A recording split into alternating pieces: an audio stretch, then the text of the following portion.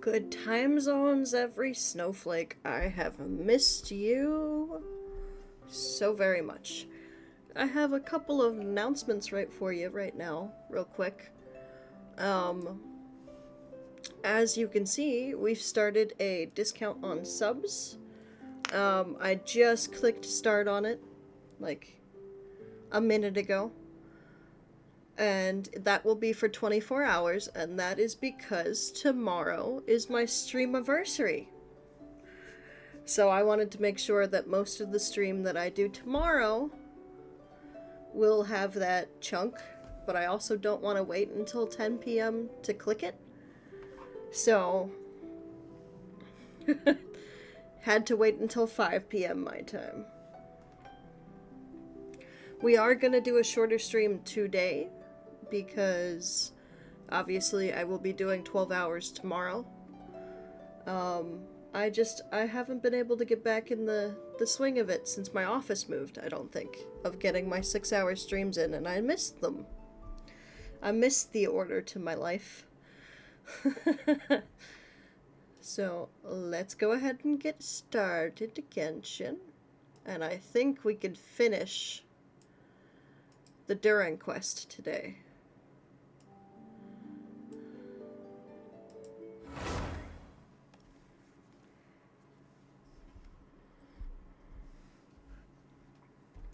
But yes, my announcements were tomorrow's going to be a 12-hour stream from 10 a.m. to 10 p.m. CST.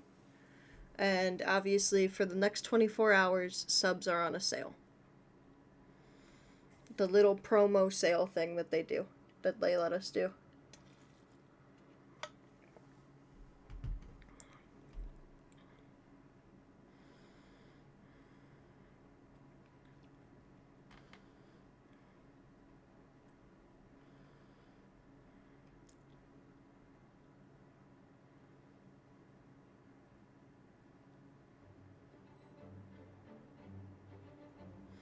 Oh, I finished the event, didn't I? On my last stream. Oop. Oop-a-doop-a-doop. Yeah, that's finished. Yeah, they're all done. Was it just... Oh yeah, I didn't 100% the fighting. I did all of the fighting, but I wasn't great at it. It wants us to go do Varka's chapter. That scares me. What do you mean, fine, I will choose one.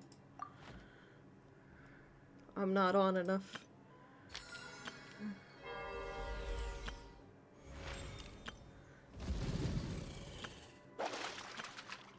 There we go.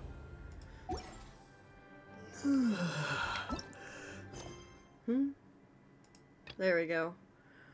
Draco Rubedo.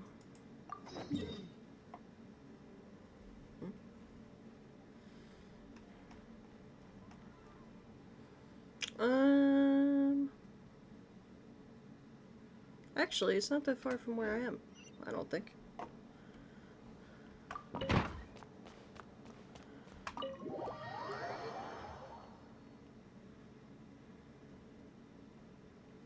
Also, thank you for the lurk, May. I didn't get to tell you specifically.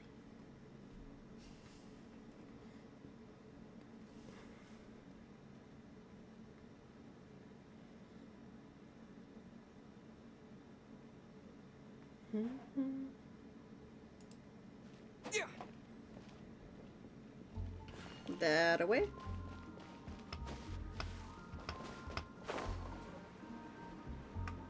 There we go.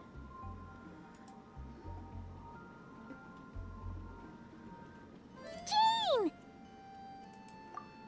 Hello, you two. I'm glad you got my letter. Duran's awake and waiting on the bench over there. I'm here if you need help. Just give me a shout. Or he's cute on the bench. Oh no, I'm blocking Don't worry things. about us. We'll be fine. I can't really fix it though. Oh, hey, you two. I just remembered what happened right before I passed out. Thanks for holding me back. I shudder to think what might have happened if you hadn't. But are you alright, Duran? I'm fine now. It's just... a lot of people seem to have forgotten me. Don't worry. We'll figure out a way to fix this. Why don't you start I think it's funny by that they telling us left what the happened? event stuff in the background. It felt so strange. After I realized no one recognized me anymore, I suddenly felt like I'd completely lost contact with my body. Abyssal power lies sealed within this body I inhabit. So when I lost my connection to it, I lost control of that power too. I'm hoping It wasn't until I we heard can everyone finish the calling my quest name today. that I was able to reconnect with my body. You But we might lost have to wait again. contact with your body? Does that mean there's something wrong with it? Sounds like we need Albedo more than ever. I don't think the problem lies in Albedo's alchemy. Huh. But then, why are people forgetting you? Guess that's what we need to figure out. I think it's got something to do with that book. That means we need Alice for sure. But it's been ages and she still hasn't been in contact. Now would be a really good time for a hint. Yes, it How would. could the story's budding branches even hope to reach beyond the towering walls? Leaving the castle, the witch went off in search of the tallest, grandest tree in the whole world. High up in the canopy of that tree, she sought a resting place, a refuge where the little sapling might take root. Go to that place, for it was there that the sapling felt its first breath of wind. Huh? Was that another clue? Does that mean the story isn't over yet? Leaving the castle. It just occurred to me. If this story is all about my own experiences, then wouldn't what happened after I left Simulanka be part of it too? But how could she possibly know exactly what would happen? And even if she did, how could we know when the story was complete? Looks like we gotta go back inside the book. Yeah. Since we can't reach Alice right now, we'll just have to get to the bottom of this ourselves. But first, we gotta figure out where this riddle wants us to go. The tallest, grandest tree in the whole wide world. Huh. The only place that ever gave me that feeling was the one I ended up in right after leaving Simulanka. They had great coffee there, too. And so many books you'd never run out of things to read. You mean Sumeru City? Think about it. Our search in Mondstadt began in a library, right? Well, Sumeru City's got one of those, too. And it's absolutely huge. What do you say? Should we try looking there? Huh. That does kind of make sense. And it's not like Paimon's got a better idea. It's worth a shot at least. All right. Let's just give Jean and the others a heads up first. Well, it sounds like you've got a plan, so I won't interfere.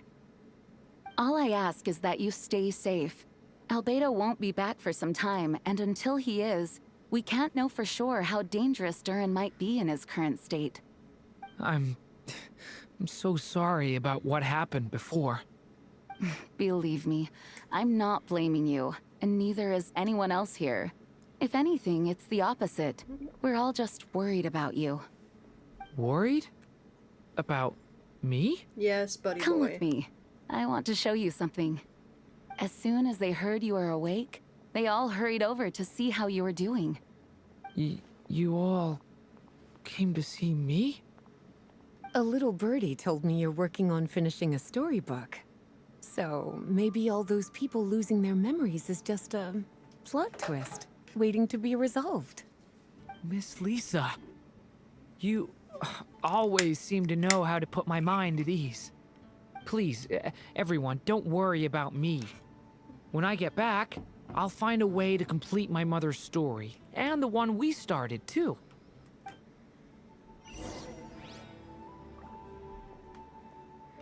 To the House of Dana.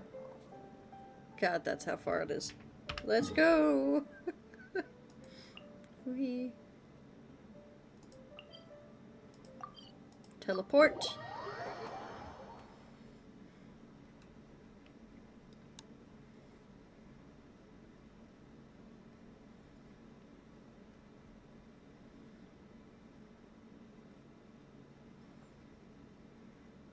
I ought to have Stella come on here and open all the teleports that I've forgotten to open.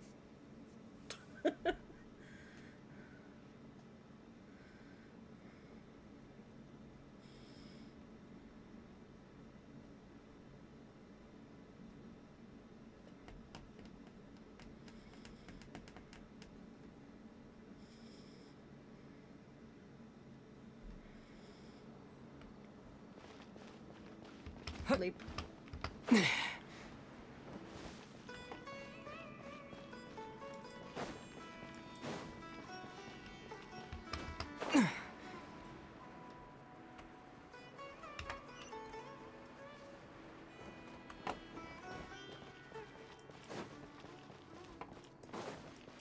Nirm.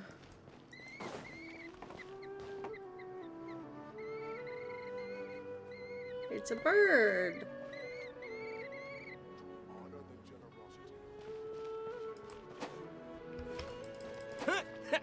You can turn the toucan into a fowl.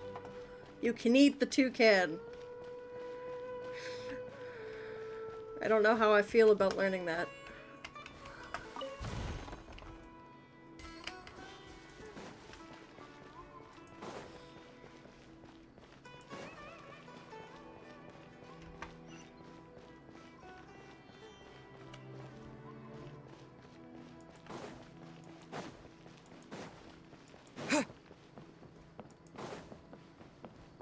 The wild things Genshin makes me say. You can eat the toucan. Wow.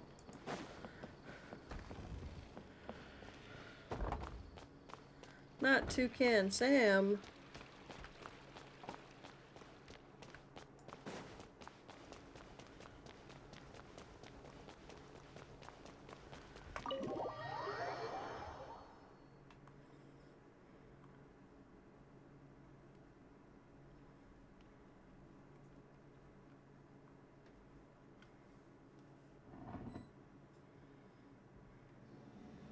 Whew. After the library hunt in Mondstadt, it's not as if Paimon was expecting this to be easy. But this... yeah... this is something else. Where do we even begin? Even the clue this time seemed kind of cryptic. Let's just take a look around. Yeah. Guess the best we can do is stay on the lookout for more weird things going on.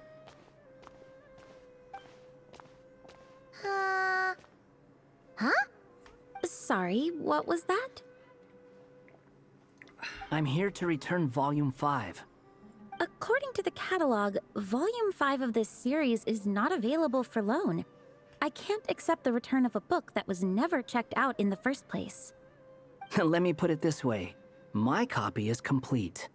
Yours, on the other hand, is missing large amounts of content. So you should swap it I keep for mine forgetting instead. Sir, that you Tio have to named him understand. Barry. Managing a library is a serious business, and we have protocols in place for this kind of thing. I can't just replace an important volume in our collection based on nothing more than your word. Hey, look what the Wandering Tom dragged in. Oh, it's you. Well, well, what a surprise. I had a sneaking suspicion we'd see you here. And, what is it you're doing here? I'm a traveling scholar, as you know. Isn't a library the most natural place for me to be? Well, the last time we saw you was all the way in Notcry. Paimon just didn't expect to suddenly see you in Sumeru, that's all. There were some things I needed to come back and take care of. Some documents had gone missing, so I tracked them down, restored them to the original condition. And now, I'm here to return them. And considering what I'm planning to do next, it feels like a weight off my shoulders. What's going on with you, huh? You look like a kicked puppy. Hat guy. Ah, at least you haven't forgotten about me. What's that supposed to mean? Durin feels Barry in on recent events. So it's been getting worse. Sounds like you know something we don't. After he left Similanka, he spent some time traveling Sumeru with me.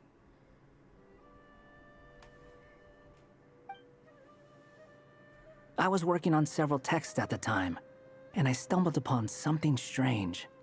Anytime Durin of Simulanka was mentioned, before long, the record would disappear. Which means, all the remaining records on Durin are about the evil dragon that fell on Dragonspine. How did you even discover that? If I remember correctly, Hat Guy loved the time he spent in Simulanka so much that he started writing a travel log. That's besides the point. The fact is, you're not affected by the ley lines of this world. I'm sure you can grasp the implications of what that means. Irminsul. His case is different from mine. It's more like the world itself refuses to accept his existence. It started with a few written records, but now, it sounds like it's spread to people who never met him, or didn't know him well. At this rate, the whole world might forget him altogether. The whole world? But that includes all my friends in Mondstadt, and even Hat Guy, too. So that's what you've been worried about all this time? Why didn't you just tell me? There are more important questions right now. Like figuring out how to fix this. We just haven't gotten to the bottom of it yet. That mage clearly cared a lot about her child. She left that book behind for a reason. If you want answers, isn't that the place to find them? You think that didn't occur to us already? Problem is, we need to find the memory that unlocks the next chapter first. Thank you for the lurk, Puddle. Mind if I take a Welcome look? in. You're offering to help us? I just want to know what secrets this book is hiding. Besides, I've run into a bit of red tape, so I've got time. Of course. Be my guest. So, the memory we've been looking for was about you? All along? Go to that place, for it was there that the sapling felt its first breath of wind.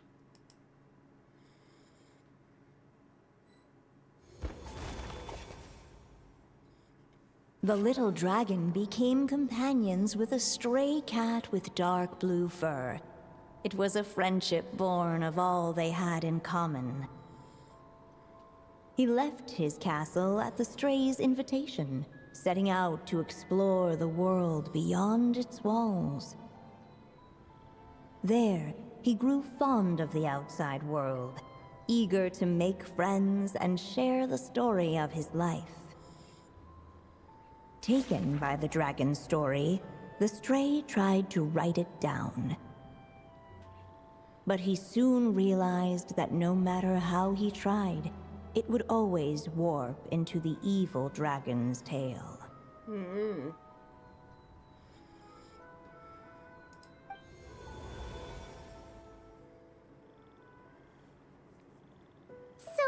this is the world where this chapter takes place? Looks like we're at the top of some kind of gigantic tree. The story just now. This one must be about what happened to me when I first arrived in Teyvat. No wonder the memory that unlocked it was about Hat Guy. Most of my memories from that period were. Hold on. Anyone want to explain how I ended up looking like this? Maybe you've become a character in the story too.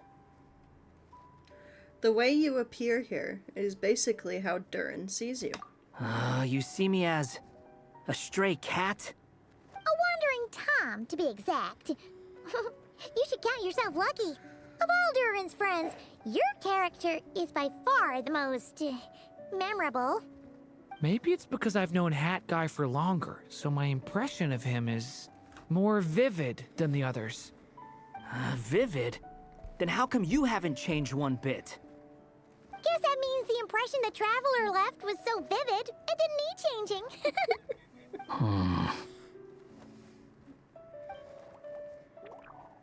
Hello, everyone!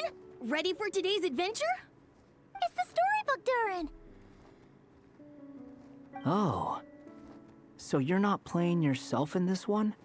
Does that mean the two of you have even more memorable roles to play? This is Alice's magic we're talking about here. She's the only one that can make sense of it. Where are we going today, kitty cat? Whatever. Just follow me. Same as always. Okie dokie. Can we chat along the way? If you have something to say, just say it. Was that seriously how the two of you communicated when you first got here? Yep. Anyway, how do we get ourselves out of here? Usually, the narrator gives hints to help us figure out what to do. Speaking of which, about time we got some of those, don't you think? The story's vines had woven themselves together into a giant tree, the boughs of which a little storyless dragon now paced, homeless among its leaves.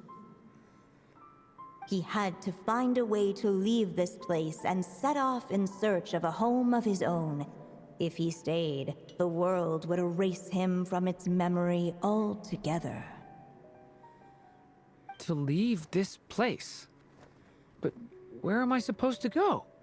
The little dragon felt completely lost. Just like the vines, the road ahead branched off into different directions, twisting and turning before disappearing into the mist. But as luck would have it, a prophetess waited up ahead. Perhaps she might know where each path might take him.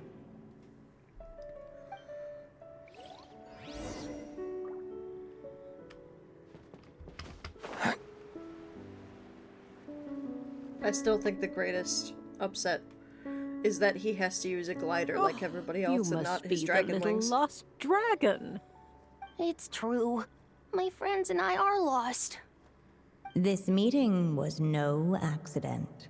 The prophetess was in fact the Seer Witch, here to present her promised gift. The Seer Witch?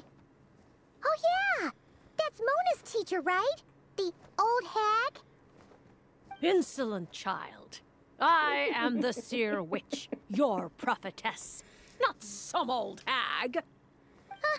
Sorry! Now, little lost dragon, I have come to bestow the gift I once promised. A prophecy. A prophecy? Hear me now, for my prophecy is this. One day, the dragon from beyond the castle shall be reborn, and none may avert its coming. The wind took the prophecy and swept it off into the distance. And so, the little dragon was shown a path to wander. A path shown by the wind. Could that be referring to what happened back in Mondstadt? As far as I remember, once that alchemist from Mondstadt learned about the prophecy, he chose to stand with you against the evil dragon. So, what does any of this have to do with you being forgotten? Oh, wise witch of prophecy. Could we trouble you with another question? As enigmatic as she was elegant, the Seer Witch spoke no more, for her thoughts had long since returned to the starry firmament above. Oh, just when we actually needed her. The Seer Witch was my mother's friend, so the prophecy she just gave should turn out to be helpful. Well, it's not like we've got better options. But, if all we need to do is leave this place, which path should we take? Any ideas, Durin? Why don't we take a look around? All right.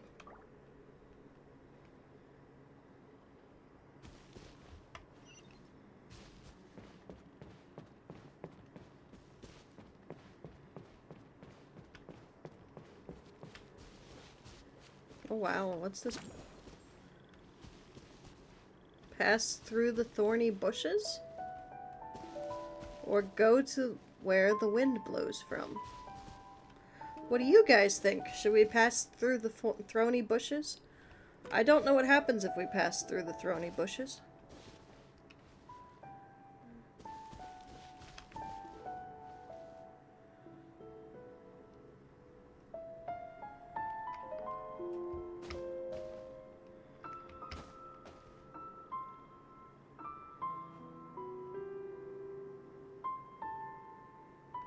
I kind of want to know what happens.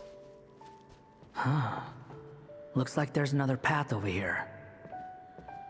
Ooh, it turned The dark. secrets he sought led the Stray to discover another path forward, though it was overgrown with bristling thorns.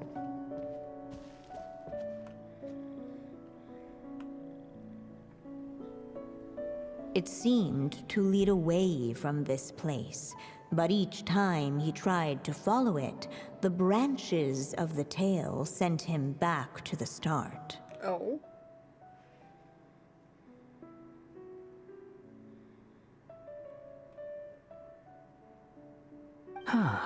So the author managed to work this book into the story too. I'll hand it to her. This book is fascinating. What's going on here? When I first realized you were being forgotten by the world, I thought it might be because you spent too much time with me. In which case, the only hope of a cure would be to cut our ties for good. What makes you think that? Once upon a time, the Stray tore apart his own story and was forgotten by the world beyond the castle. He believed the story had cursed him, and that his misfortune had rubbed off upon the little dragon. Aw. The story's curse. So he thought the fact that he was forgotten affected Durin too. It was just a suspicion before. But now I think it's something we have to try. Wait, what do you mean? Try what? One of the story's branches is a path I can't take. If you follow it out of here, I won't be part of your story anymore. Considering what the strange magic in this book is capable of, making that choice could cut our connection once and for all. Not this again. As long as there's a chance it might work, it's worth a try. He's not like me. He deserves for the world to remember him. What do you think, Durin? Well, maybe Hat Guy has his reasons for thinking that way, but that's not the kind of decision I can make so easily.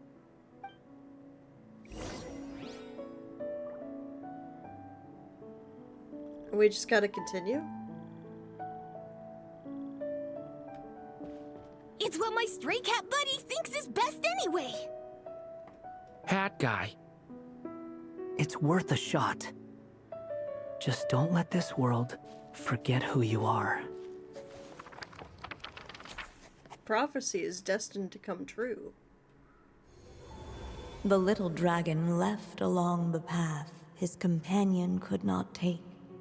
And from that point forth, the Stray was no longer part of his story. Yet his memories of the Stray were an indispensable part of his tale. With the Stray gone, the story lost the very spark that had first set it in motion. Ah, okay.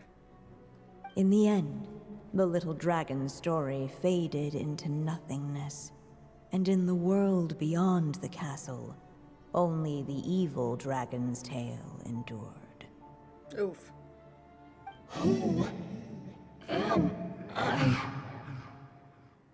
Is this me? And so the story ended, with the little dragon fading from sight, leaving nothing but the evil dragon's shadow in his place. So the story ended. Oh no! But Durin! Ugh! Way to go, Hat Guy!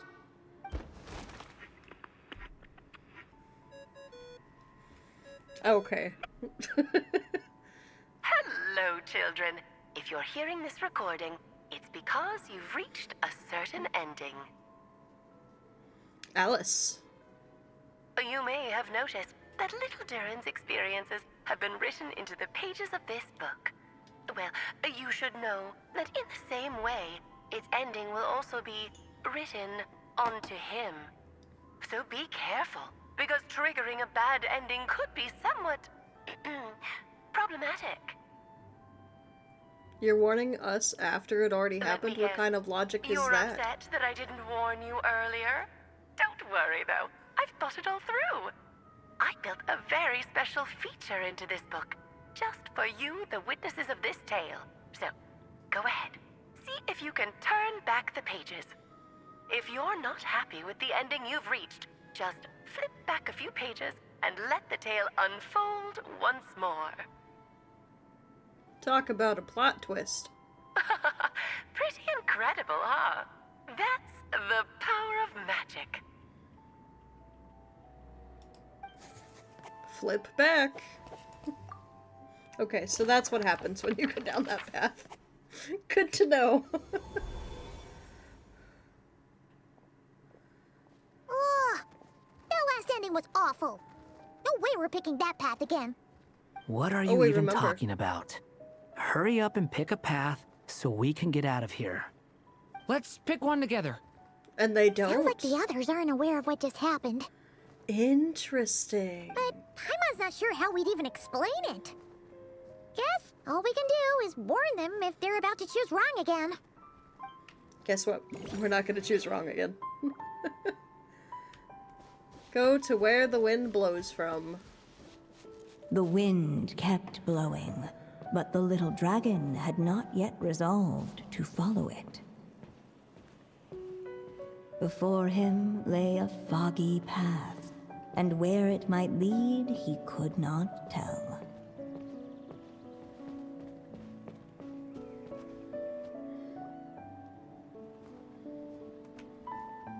If we go this way, we'll be heading back to Mondstadt, just like we planned.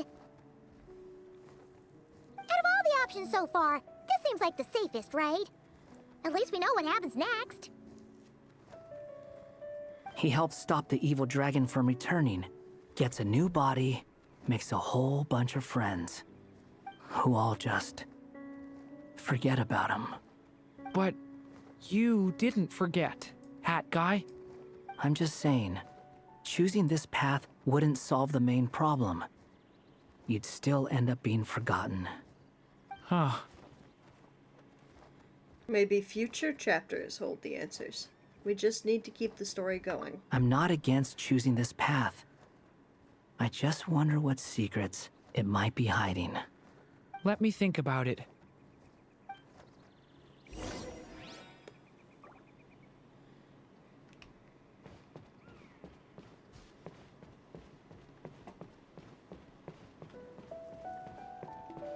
Go toward where the wind is coming from.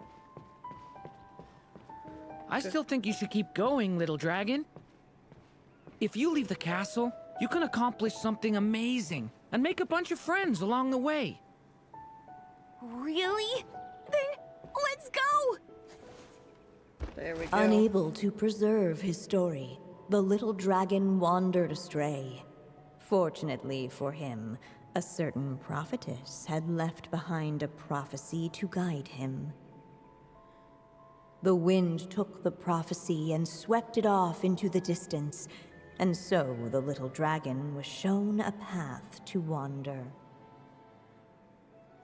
Following the wind's guidance, the little dragon made his escape. In turn, the prophetess affirmed the little dragon's choice, leaving an extra secret as her parting gift. Now that you've made up your mind, I shall keep my promise by explaining Fate's little trick. Okay. Long, long ago, the gods of the high heavens gave the world outside the castle a magic of its own. They called it storytelling. It was a magic of almost unshakable power that governed how people met, grew close, and understood one another. Each person had a story meant for them and them alone, one whose ending was written in the heavens long ago. In truth, your story, And the evil dragons are simply two versions of the same tale, and that is something the magic of storytelling cannot abide. Beyond the castle's walls, your story cannot take root, for the evil dragon's tale has done so already. Oof.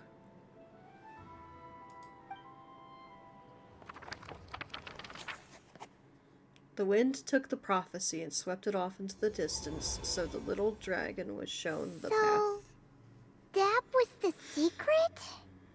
Huh. I see, But said what the does it blind man. mean? You still don't get it? Simulanka Durin and Tevat Durin share a special kind of connection. Their fates are mirror images of one another. While they were in two separate worlds, there may have been some mutual influence, but their fates were independent. But when Simulanka Durin came to Tevat, a version of his fate already existed there. So, how can two fates exist at the same time? The answer is, they can't. The rules of this world don't allow it. You can't return a book you never checked out in the first place. So, what's Durin supposed to do? Those mages seem to have come up with quite the ingenious solution.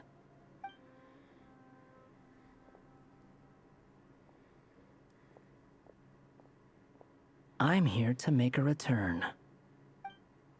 As I said, there's no record of Volume 5 of this series ever being checked out. Then just think of this as Volume 6. Based on what I know, the author was planning on publishing another volume anyway. The catalog does have a slot reserved for Volume 6. So, this is it? Sure, let's go with that. All you need to know is, I'll be the one writing this series from now on. Interesting. You...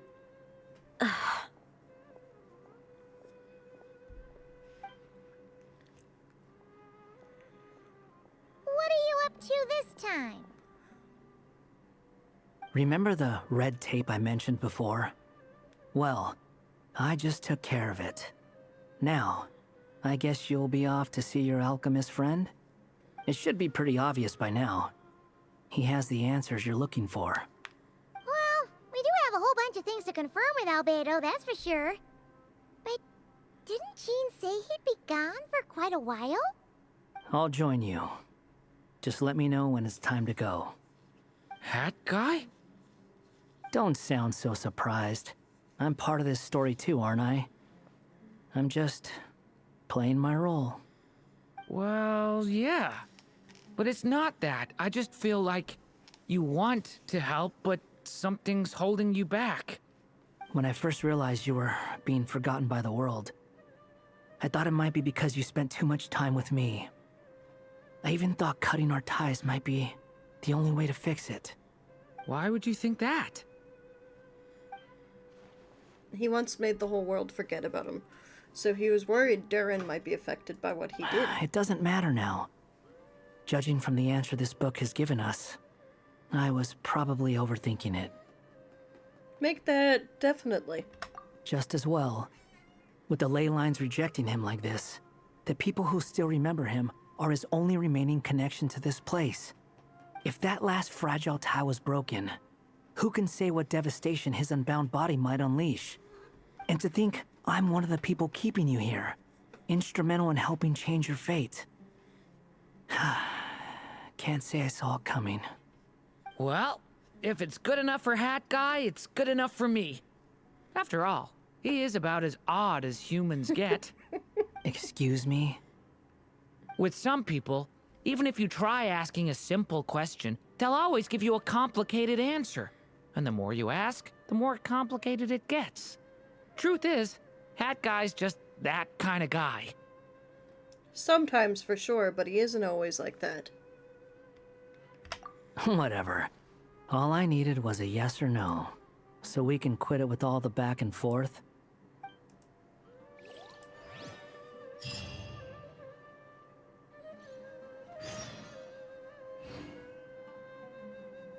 Do, do,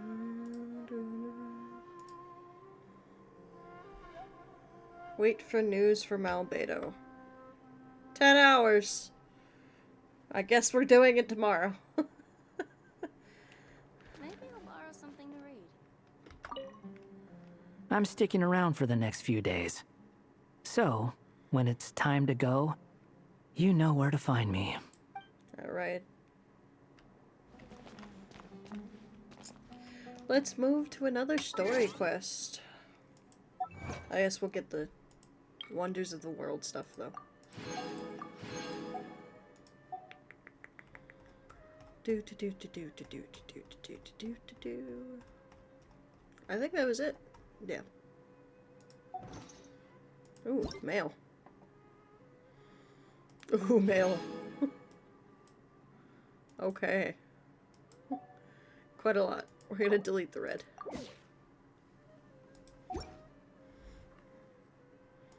How about the wish? That's quite a lot of wishes, I think.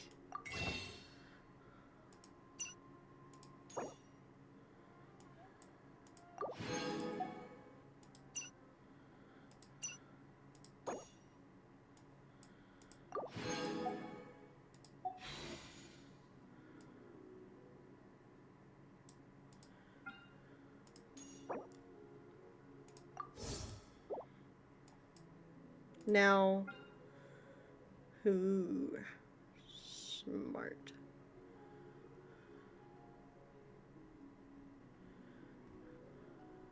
I'll stick with who's actually on the banner, I think. We'll do this at the end.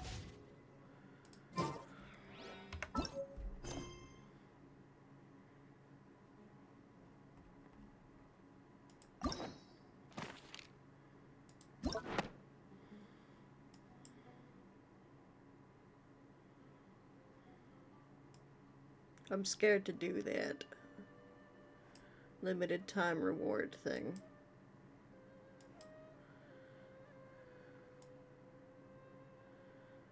Pretty sure I did those.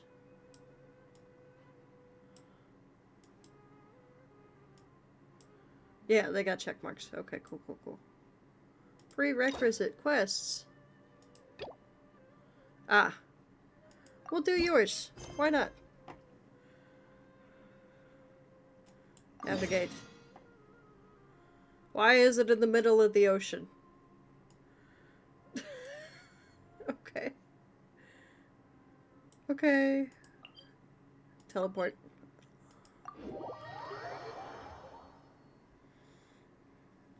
We'll do the Zhongli story quests. One dragon to another.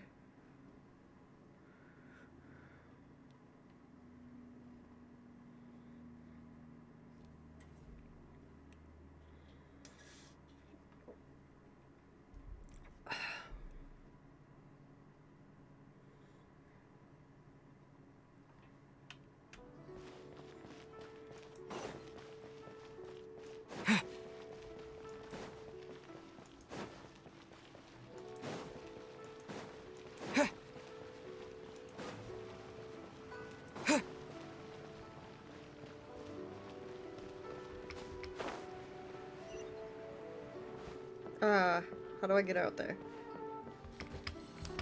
What the heck? Oh, it felt the water. Oh, there's a way now, I think. Nice, nice. When will my life take a turn for the better? Or not.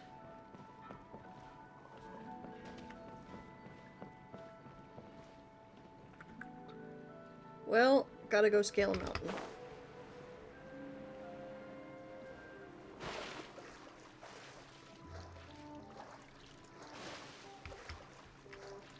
Can I not climb these? Oh boy. There we go.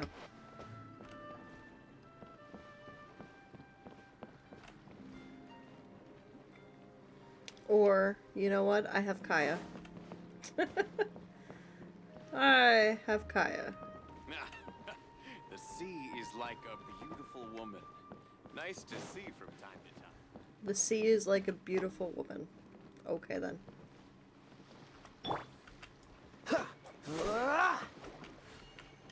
Cool it! Come on, come on, come on, come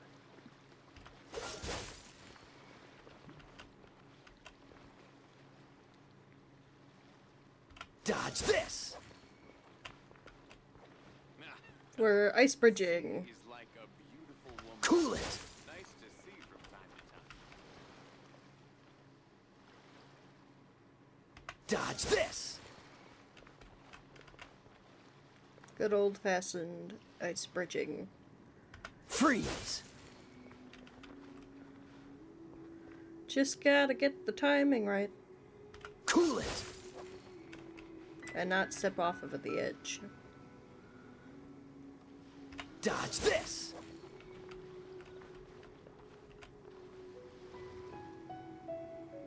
Freeze!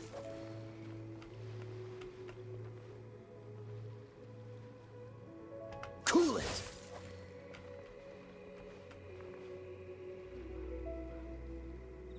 Dodge this!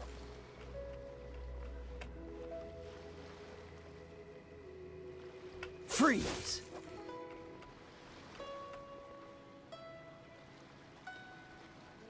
Dodge this!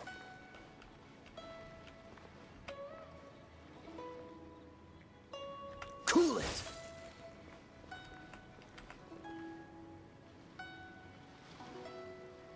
Dodge this!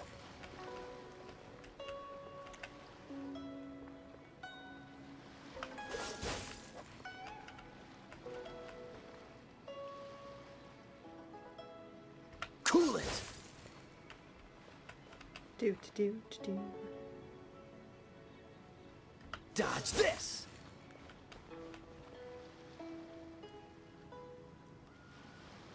Freeze!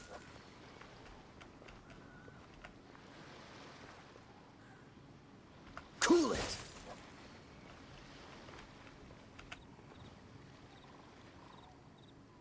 Dodge this! I think I need to jump up. I don't know if I can jump on that design thing, but we'll find out. Dodge this!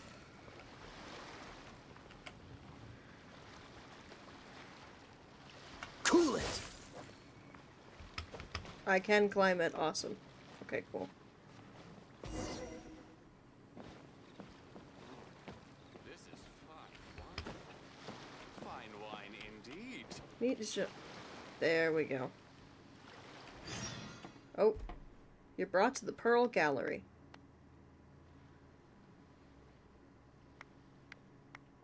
Just here to have a look.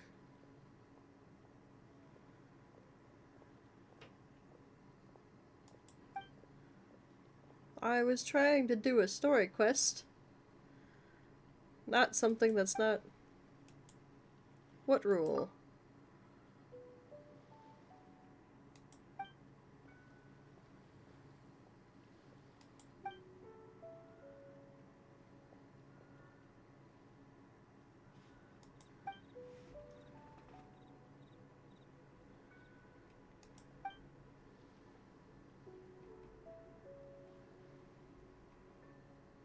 Challenge accepted. Oh. You needed invite. There we go. Oh? I didn't think I would see you here. Are these two your friends? Yes. We had the fortune of meeting not too long ago. They are quite a knowledgeable and talented pair, and a pleasure to be around. Traveler, we were just discussing the history of Rex Lapis. Would you like to listen? This, good sir, seems not to appreciate the almighty power of the Lord of Geo. As a professional archaeologist, I'm inclined to correct some of his erroneous views. No one knows better than him. We are discussing the whereabouts of the first Mora. The first Mora? As everyone knows, the Lord of Geo taught the ancient people of Liyue the craft of smelting, creating goods that allowed them to develop trade with the early nations of that time. Today, Liyue holds the sole right to cast Mora in the entire continent of Teyvat. The world's very first Mora should have been cast by the hands of the Lord of Geo himself thousands of years ago. According to my research, as well as my own hypothesis, I believe that this coin of unique historical significance has been passed down secretly through the years as a kind of token. For example, perhaps the Qixing who control the Liyue use it in some kind of unknown ceremony they hold when they come to power. Oh, no. My research indicates that the first Mora coin is not such a simple thing. Oh. Mora is a catalyst. This we all know. Even today, Mora is used in the mystic arts for its curious properties of weapon enhancement. The world's first Mora would no doubt possess the strongest power.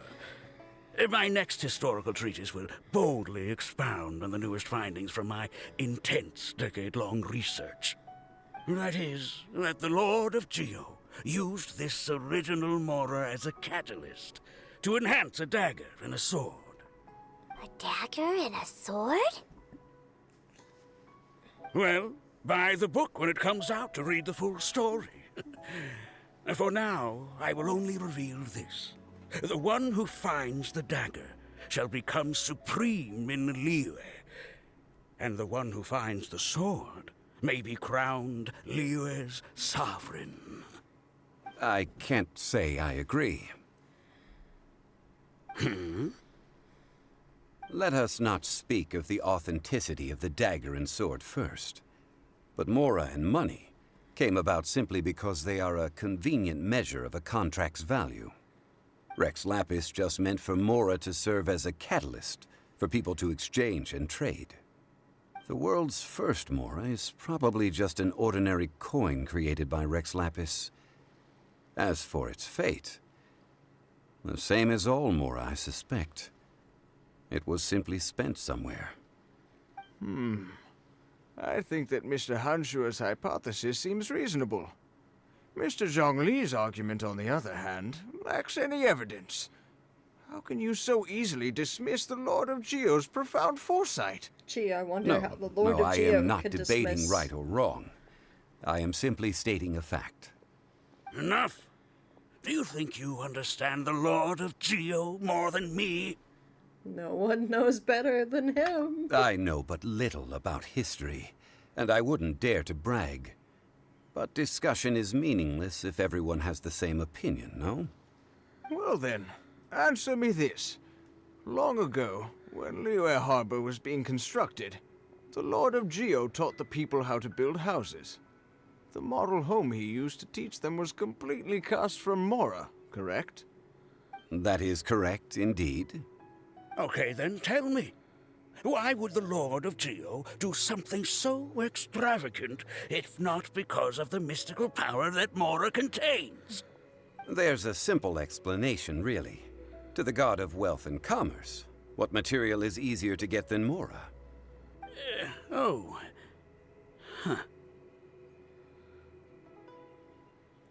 It's like you're telling someone else's tale. I mean, I am talking about Rex Lapis. Excuse me, sir.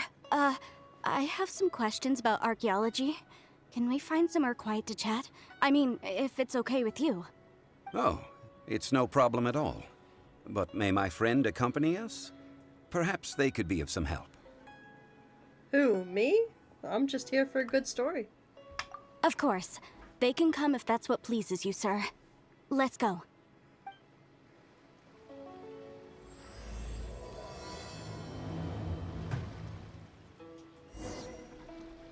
Head to the stern to ask Wan Yan about her problem.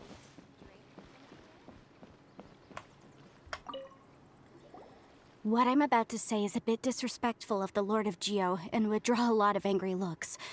So it's best to discuss this somewhere quiet. Your argument just now exhibited acuteness of speech and thought. Most importantly, you don't fall for the boasting and acting of the others. You remain objective. So I have a question for you. Perhaps you will answer differently from other scholars.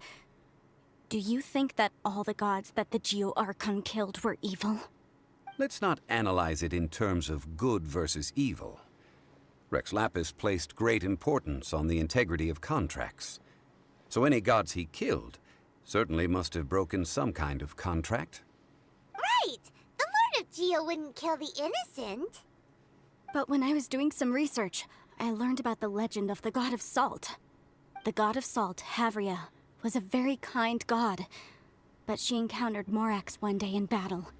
Morax used a rather underhanded trick to assassinate her. What? No way! This bit of history is a long story. But you may not like the truth when you hear it. Don't worry, please tell me what you know. This event, I've already searched for answers for a long time. You look a bit embarrassed, Zhongli. No, it's just... Where should I begin? Over here, Mr. Zhongli. I've been looking for you. So you're over here all this time. The Fatui. Put down your weapon and stay back. Otherwise, Paimon's reporting you to the Millilith. First of all, I'm not holding a weapon. There's no need to overreact now. I'm simply an archaeological researcher from Snezhnaya. I'm not here for trouble. The Fatui say that every time. But this time, I registered with the Liyue Ministry of Civil Affairs. I could show you the official documentation if you want to see it. I will be conducting an archaeological survey here, the results of which will all be shared with the ministry. I heard that Wangsheng Funeral Parlor had a consultant named Zhang Li, with immense knowledge of ancient history and archaeology. So I paid Wangsheng Funeral Parlor a handsome amount to hire Zhang Li as my own consultant while I'm in town. So you mean to say that this is work for the Wangsheng Funeral Parlor, yes?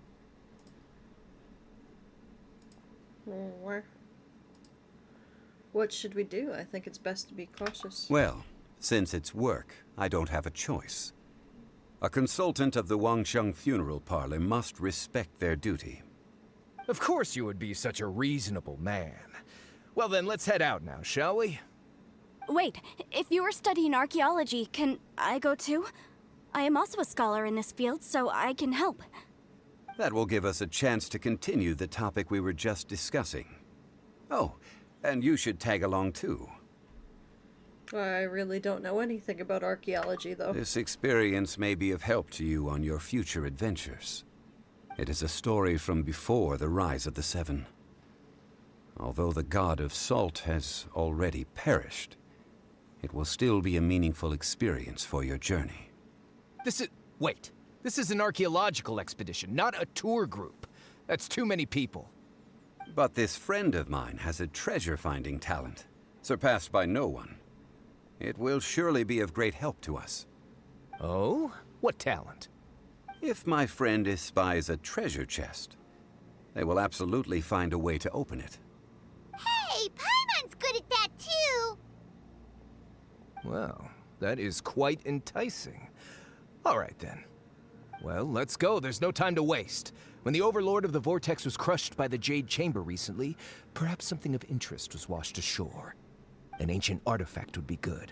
Traces of ancient activity would be great. But a piece of the god's limb would be even better. Who knows what surprises we may find.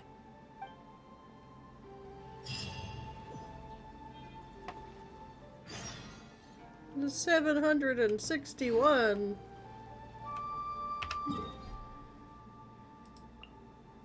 Yay, there's a teleport.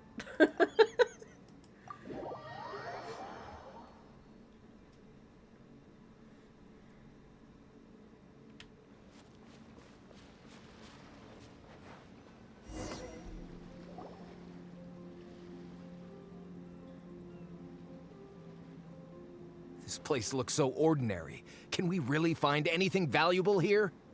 Huh? Paimon thinks it looks really grand. I don't mean the scenery, but rather that there should be something out of the ordinary. A big battle did just occur and all, and I don't even know where to begin looking here. Yikes. Guyan Stone Forest is actually the perfect place to be, if you wish to learn about the gods or the history of the Archon War. Legend has it that Rex Lapis threw spears made of large rock into the sea here, piercing and crushing the overlord of the vortex. After many years of wind erosion, those stone spears have turned into the unique rock formations we see now. These mountains were the Lord of Geo's weapons? What we see now is just the part of them that remains. The stone spears hurled by Rex Lapis all those years ago were much greater, both in number and in size. But due to the different angles they landed at, their large centers of mass, erosion by seawater, and years of gravity, many of them have been completely swallowed by the sea. So besides wind erosion, the initial collapsing of the stone spears also played a big part in the formation of Guyan Stone Forest. Well, a god able to fight one so powerful as Rex Lapis was certainly very strong in its own right. Indeed. This is where the value lies in research at Guyan Stone Forest. Most of the objects from that time were lost to the sea. But the gigantic waves created by the Overlord of the Vortex have given those sunken objects a chance to see the light of day again. So you're saying that if we look carefully, we'll be able to get very, very rich. I mean, rich with archaeological knowledge and historical value, yes? That's all I seek in life. Not the money weasel being since in we the brought so background. many people, I think it would be best to split up and look. Okay then. I will go with my friend here. Although I have a smattering of knowledge in various disciplines, when it comes to archaeology, I can't compete with the expert here. Huh? Me? What's the matter? This is your profession. Why are you so surprised? I get it. I'll escort him then. Okay. If we find anything valuable or rare, let's meet on the shore opposite from here.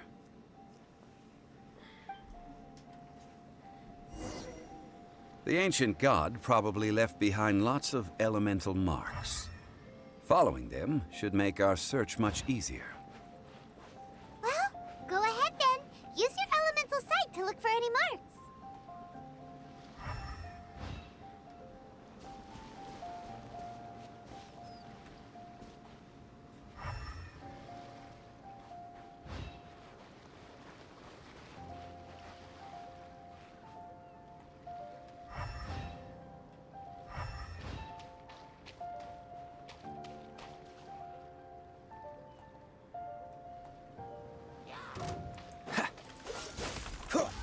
Don't get frostbite.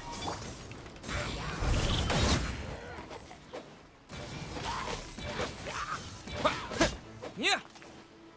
Yeah.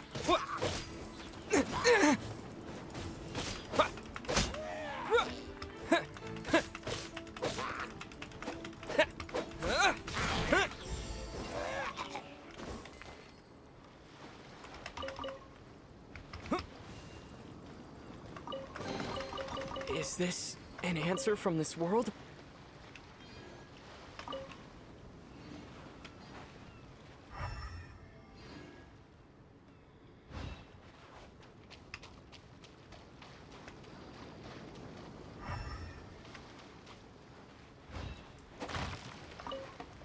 Potato.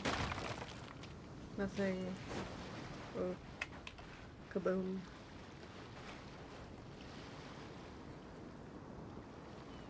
Come on.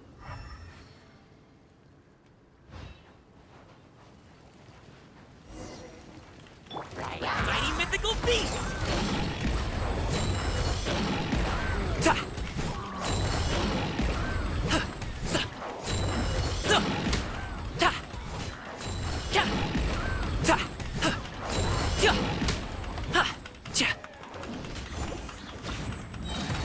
Up to it, Manzai! Boom, boom. Goes the lion dancer.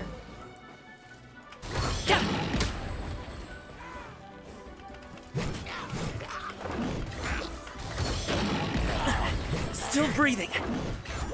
Yeah, I maybe should switch Gene. Why are there enemies here?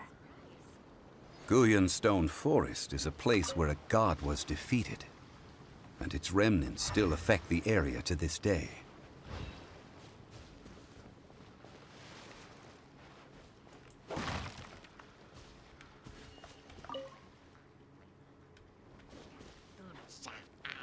Wind, hear me.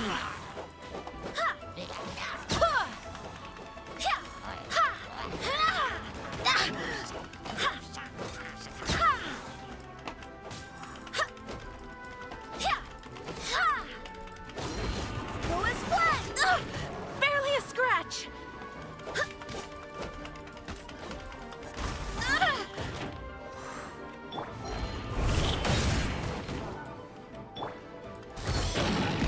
Mighty mythical beast!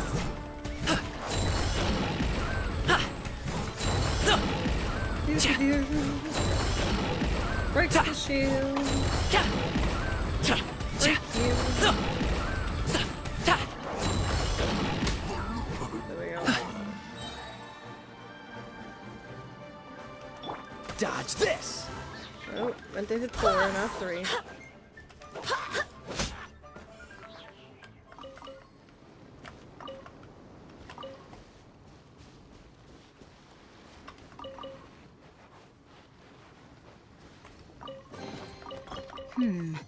Things are going a little too smoothly today. That way. Okay.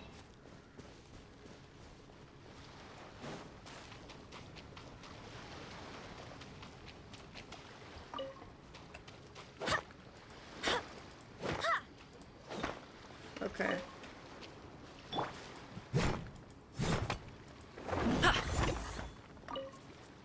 Core lapis. Okay. What is that? Crude sack. Rude.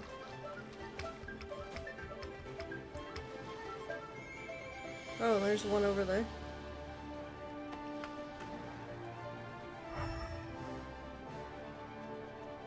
Yeah, okay. There's sploosh? Yeah, but it's swimming.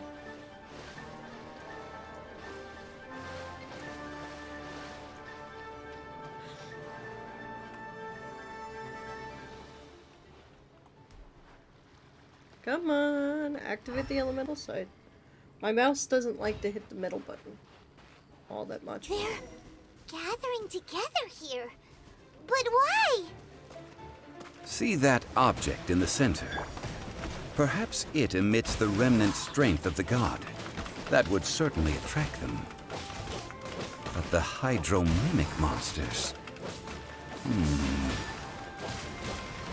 I have a contract, and must put my personal feelings aside. Go ahead. Defeat them, and recover the relic.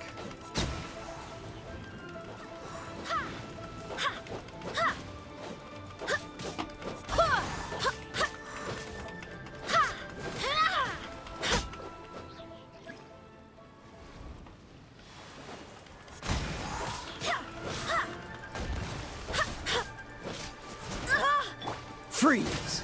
Oh, so sorry. Ah. Ah. Wind, hear me.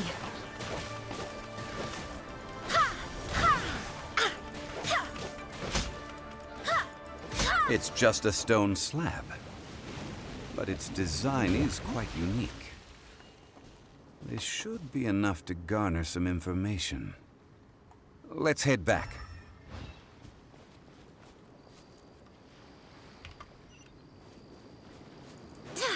By head back, you mean head forward?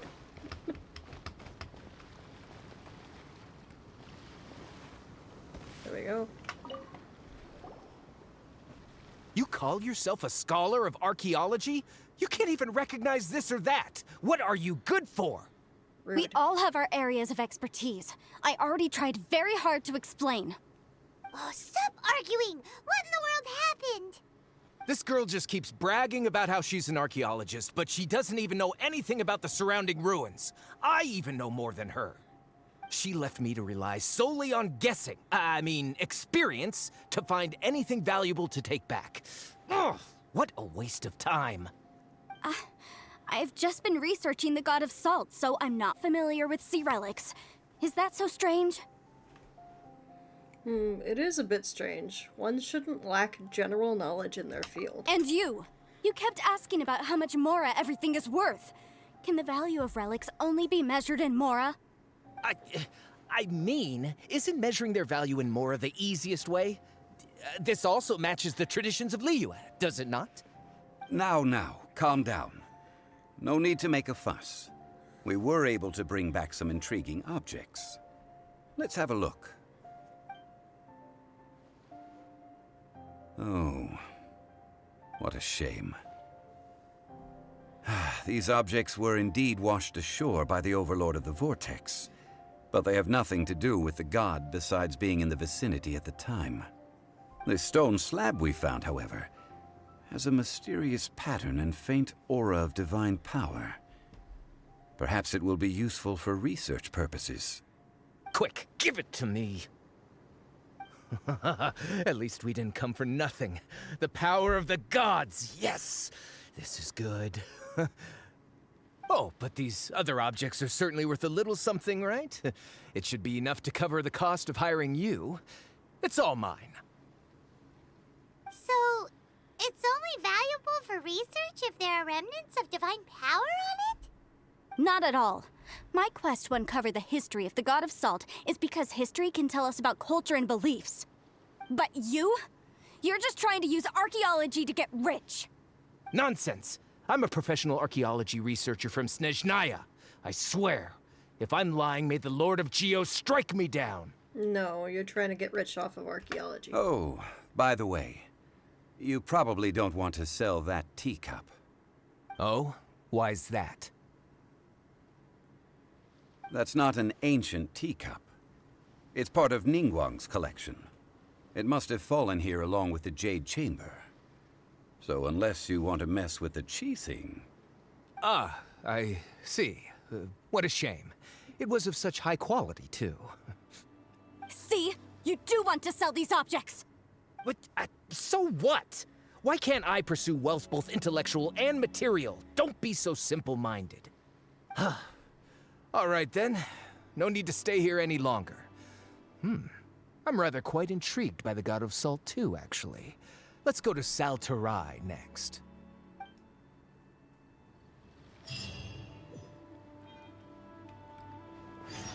I'm gonna grab this real quick. What happens if you talk to them again? Ugh!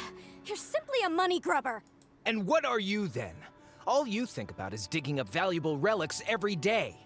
They're still arguing? Ugh. Let's not bother them.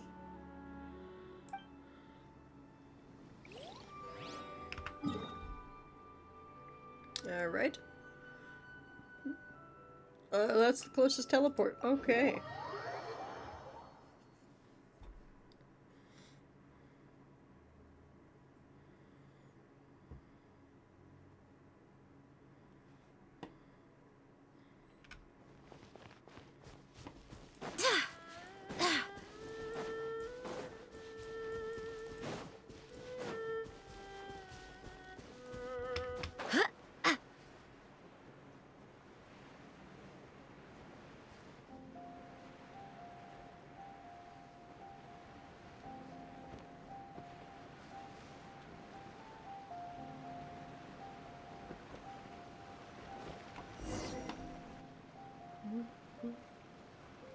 I heard that Sal Tarai was once the home of the God of Salt's people. Therefore, there's sure to be loads of valuable relics nearby. According to legend, the people of the God of Salt, Havria, enjoyed prosperous lives under her protection. But this legend has been around for ages. With the countless scrap collectors and treasure hoarders in the area, there probably aren't many valuable things left here. Oh, good. That's just great. If I knew it was picked this clean before, I wouldn't have come. About that, I know there's a ruin deep in this cave here. It's related to the God of Salt, which is actually how the area originally got its name of Sal Tarai. However, the ruin entrance has been sealed by a mysterious power. Nobody has been able to break the seal. I found a mechanism that seemed to be related to the seal, but when I undid the mechanism, the seal wasn't affected at all. So at the moment, the seal's origin and how to break it are very important topics in my research on the God of Salt. Is it related to the God of Salt's people? I don't know. There's no concrete evidence. But I'm pretty sure the seal is meant to hide some kind of long-forgotten truth. The God of Salt was a benevolent god, adored by the people, not to mention powerful. She wouldn't have any kind of shameful secrets to hide. So, the one who wants to hide some truth is very possibly her killer, Morax. This doesn't sound like something the Lord of Geo would do, though. Who cares about all that? It sounds like countless treasures of the God of Salt lie within this ruin, just waiting for someone to find them, right? Oof. You weren't listening at all, were you? Ugh. Even if there's a mountain of treasures inside, nobody can get in if the seal isn't broken. Ah, but we have the illustrious Mr. Zhongli with us. He looks like he knows just about everything. A little seal shouldn't be any trouble for him. This seal seems to be quite ancient. Even Mr. Zhongli may not know all of its secrets. I may know something about it. What? Over the years, I've heard various rumors with bits of knowledge about seals. Although their references seem rather disorderly, they do in fact contain the secret to breaking seals. Let's go take a look at the mechanism Miss Wanyan just mentioned. Okay, since Mr. Zhongli says so, follow me then.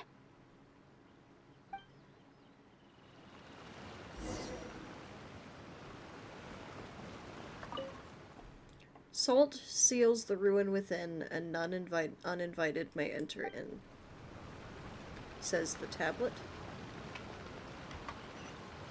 And the mechanism is that away.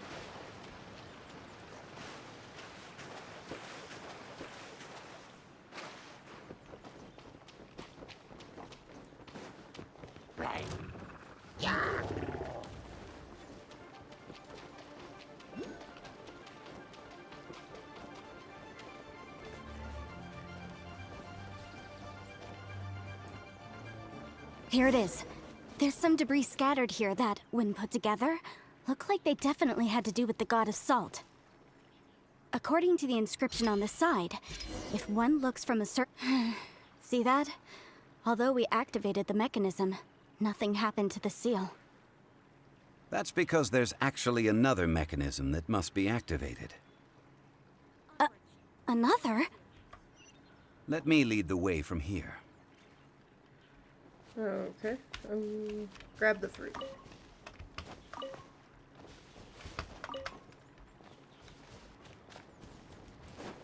I accidentally activated it in the middle of her explaining. Sorry, guys.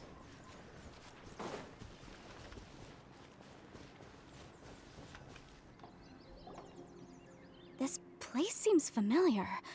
Huh, I remember. I think there's some elemental monuments here. So you're saying they're related to all this? When I investigated the seal last time, I had someone with a vision accompany me. But when we lit up all the elemental monuments, nothing happened. That's because you don't just need to activate them at the same time, but in a certain order as well. Otherwise, the seal will not be broken. The secret to this puzzle is hidden in the legends about the Archon War. Tianheng in the south, Yaoguang in the east, Jueyun in the west, Qingce in the north. All desolate and devoid of life. Liyue is vast, yet even one haven is hard to find. To the north, to the east. Do the people of Liyue always talk in riddles? Oh my god. I think I've heard this saying before. Certainly you have. And the contents of this saying are also related to the God of Salt. To provide a haven for her people, whose lives had been ravaged by the Archon War, this benevolent god searched all across Liyue. At that time, with the chaotic fires of war engulfing the land, even one sliver of peace was a luxury. And that haven she eventually found is right here. Today, it is known as Sal Turai. How sad then. In the end, this peaceful place was destroyed by Morax. Okay, enough with these ancient stories. Now that we have the clue, hurry up and break the seal. Whatever happened doesn't matter as long as we can get inside that ruin. Tianheng in the south, Yaoguang in the east, Jueyun in the west, Qingce in the north. With this clue, you should be able to solve the puzzle.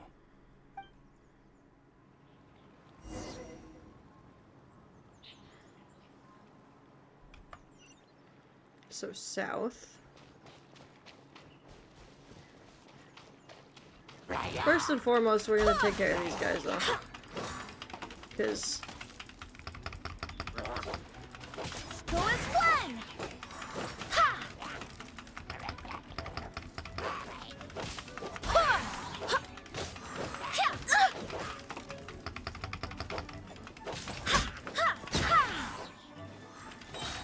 I swear by my sword!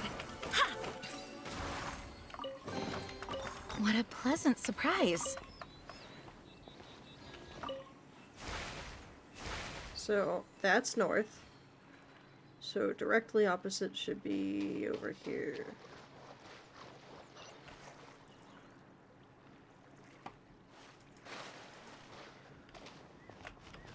And I need somebody with electro. Wee-hee-hee.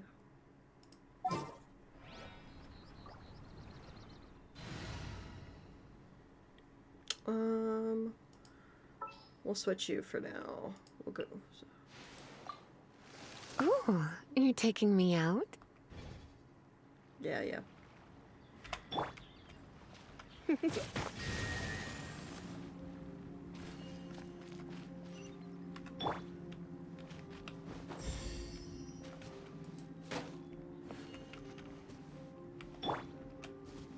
Up to it, Manzai!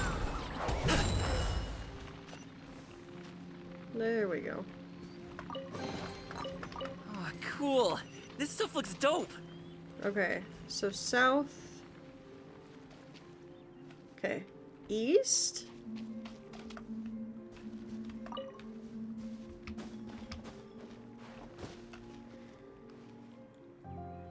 Because it's always north, east, south, west. Okay, okay. You're in for a little shock. Okay.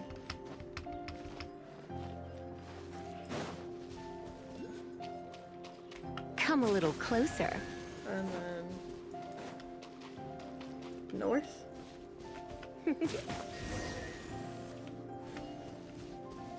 There we Look! go.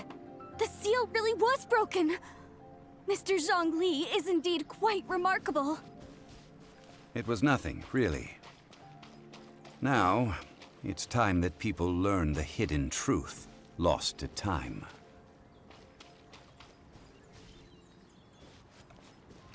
Here, let's switch you back out for...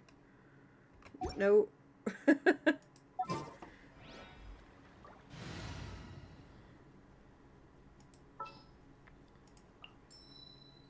Oh, I'm looking forward to this.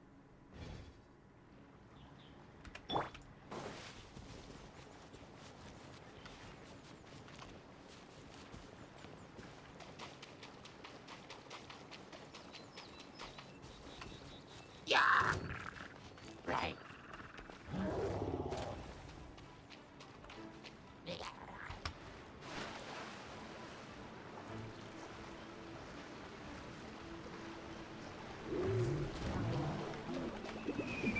Oh my god. Before entering the ruin, I have a proposal that will help us prevent the kind of senseless arguing between you two that we saw at Guyonstone Forest. Okay. What is it? I propose you two agree upon a contract, stipulating that we alternate who gets claim to each treasure we encounter, with only one object permitted per claim. To show my sincerity, I won't be taking any treasure. This will just be between you all. I won't take any either. Hey! Don't pass an opportunity like this up so easily! I don't agree. I mean, you want me to split the treasure with this amateur archaeologist? No, absolutely not. I don't agree either. He will only defile the precious relics left behind by the God of Salt. I can't accept this. Well then, if the contract is not agreed upon, I will no longer serve as your consultant on this expedition. You will have to rely on your own experience to find whatever treasures are hidden in this ruin, as well as traps. You have the audacity to demand this. Okay then. Even half of the treasure in the long-sealed ruin of the God of Salt should be enough to make a fortune. If you want me to agree upon this contract, so be it. I just have one request, Mr. Zhongli. If we discover the truth behind the God of Salt, you must judge it fairly, even if the truth harms Morax's image. I can accept this arrangement. Well then, let's go.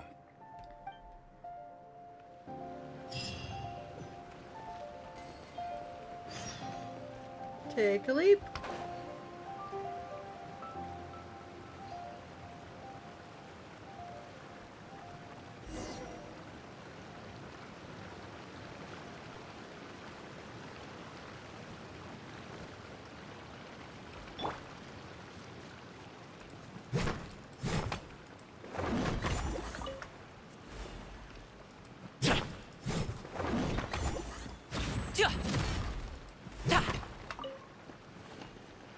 For Lapis.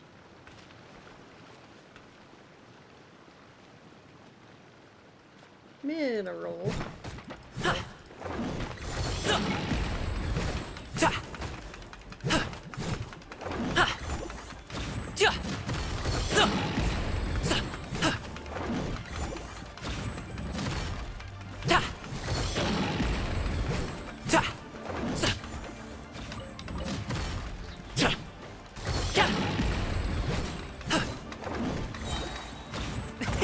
Many happy returns!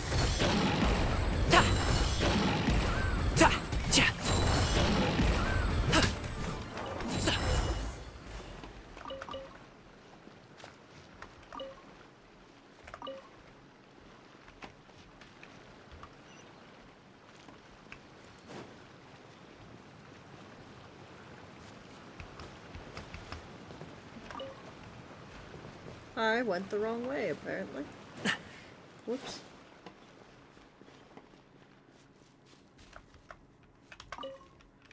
Snapdragon.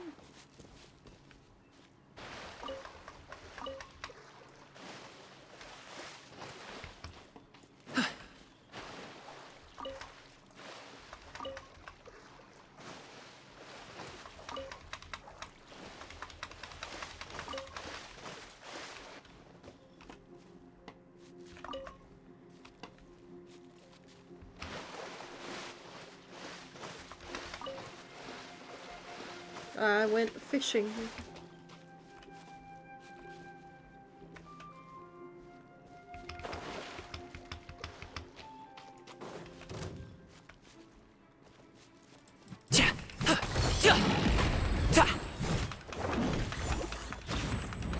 So many slimes. Mighty mythical beast!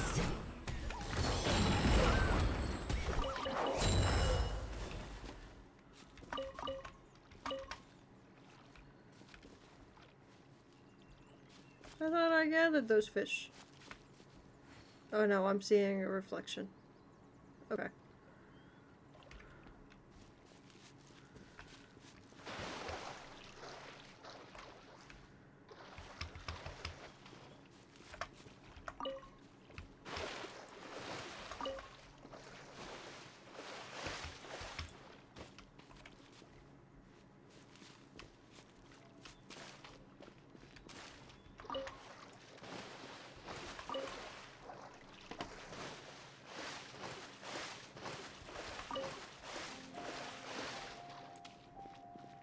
Alright.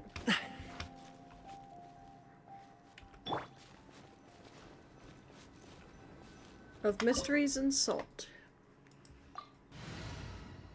Let's start.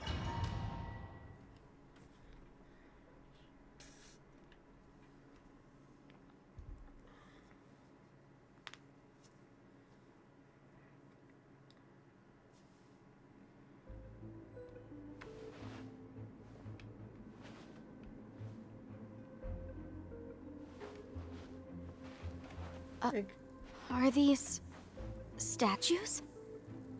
No. These are people. Duh.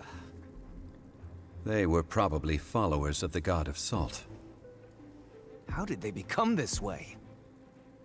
What in the world is hidden deep in this ruin? Examine the statue. A bizarre-looking statue that appears to be made of salt.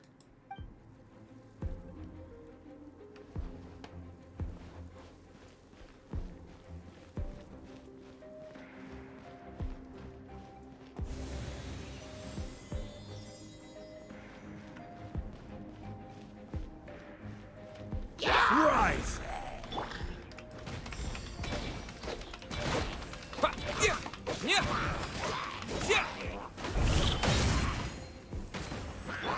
Cool it! This moment will be frozen in time.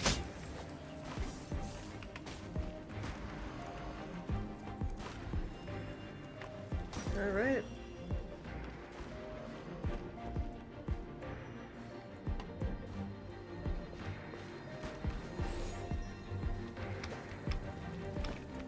Oh, wait.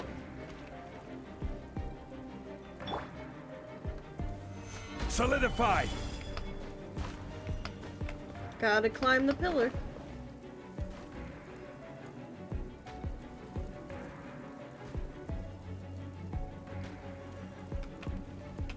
Crumble!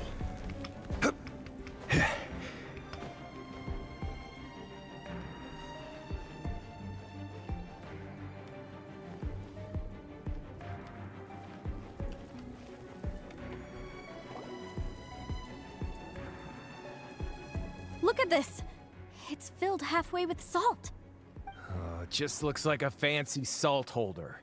Seems like the god of salt was a god lacking in treasures. According to my knowledge, it's no ordinary vessel. Although it is only half full, it is also forever half full. That is to say, it is bottomless. What? You're saying that even if I pour the salt out, the amount inside won't change? Exactly.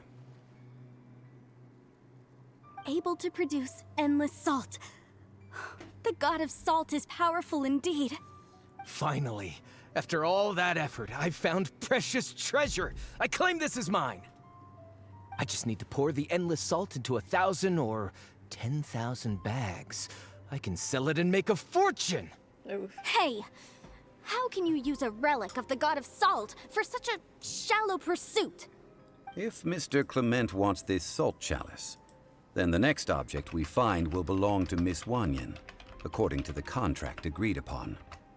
Of course, as we agreed. But how can anything be worth more than this rare find? Since we have a contract, it's no use for me to fight with him. Then let's move on, shall we?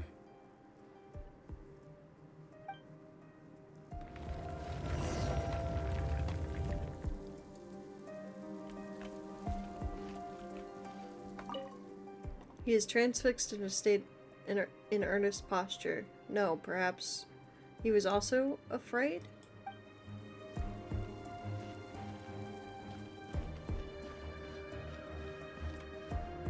They're afraid for some reason. I don't remember this. This was forever ago, not gonna lie. Wind, hear me!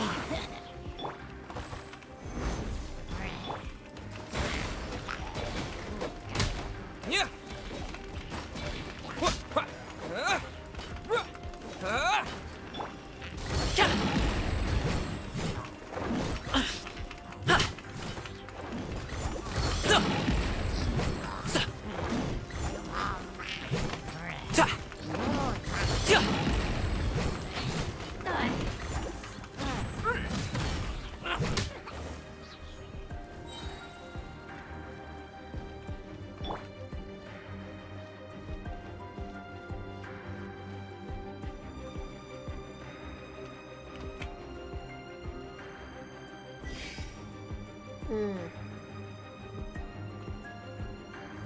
Gather! Oh, no, hang on.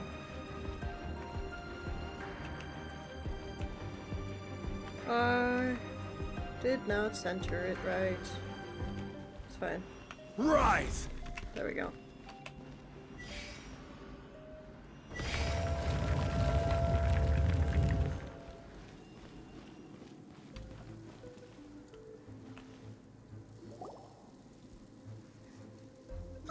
Just a simple ruler. It doesn't look to be worth anything. This, if I remember correctly, this is some kind of measuring tool. Indeed. But the god of salt imbued it with another power. When you stick this ruler in the ground, the surrounding area will become covered in salt, much like a rising tide covers the earth. The deeper it is stuck in the ground, the more salt will appear. It is essentially a bumper harvest of salt. What? That's even better than the salt chalice! Well then, according to our contract, the salt ruler goes to Miss Wanyan. No, unacceptable. I paid for and organized this entire expedition. Why should I get the short end of the stick? And this girl has been useless! Why would she get anything? Oh boy, here we go again. Well, we're on the topic of useless people. So you are saying you want to break the contract? So what if I break it? Now that I've seen how the mechanisms in this ruin work, I no longer need you. Let's not forget who hired who here. Why should I let you make the rules? Because you agreed to a contract. Rex Lapis once said, "Ones who break their contracts shall suffer the wrath of the rock." That is one of your Liyue gods. I am from Snezhnaya. I will suffer the wrath of the rock. You may find it rather unpleasant. Pay your dues. This is order.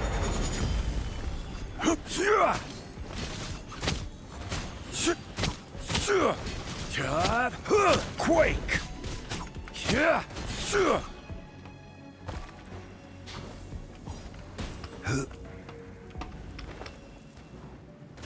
Where'd you go? Can't run from death. Yeah, I mean, the pillars kind of did their thing. I shall confiscate your treasure as well. You are not worthy to continue any further into the ruin. Leave this place. Oh, darn you! Just you wait.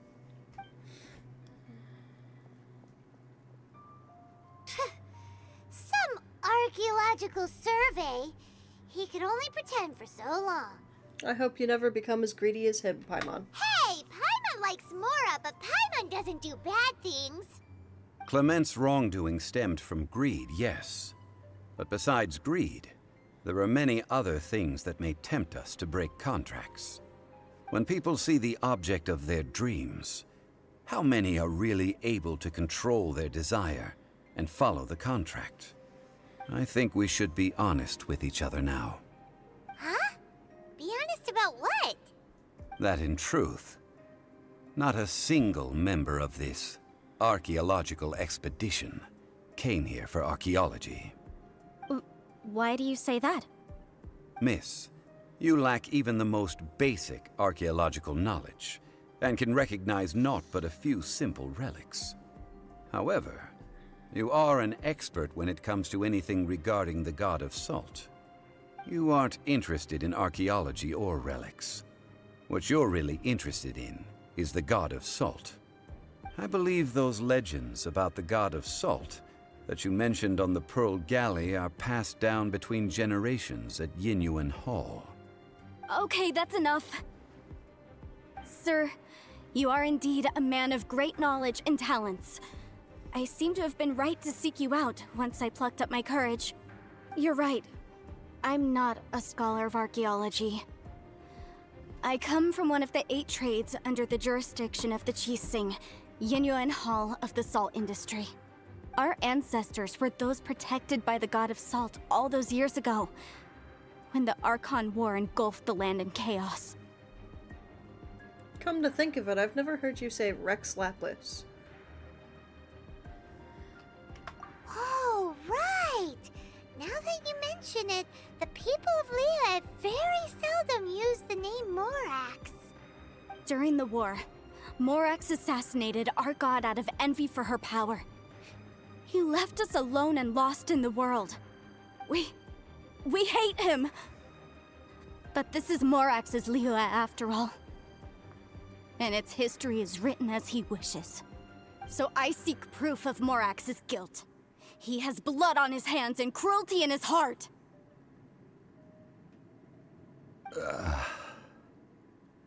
We agreed to a contract that we will face the truth head on, didn't we, Mr. Zhongli? You must judge this history fairly. Naturally, of course. But I must add, Liyue is no longer Morax's Liyue. Come with me. All the answers you seek lie ahead.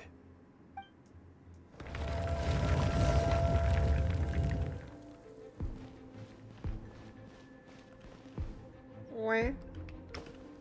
Oh.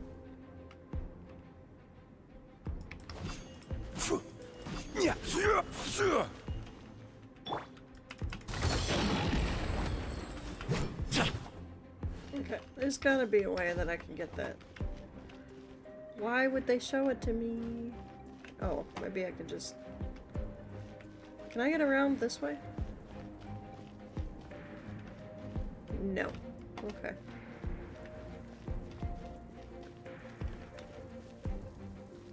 The rulers... No, the ruler did not stay. Okay. Oh, haha. There it is.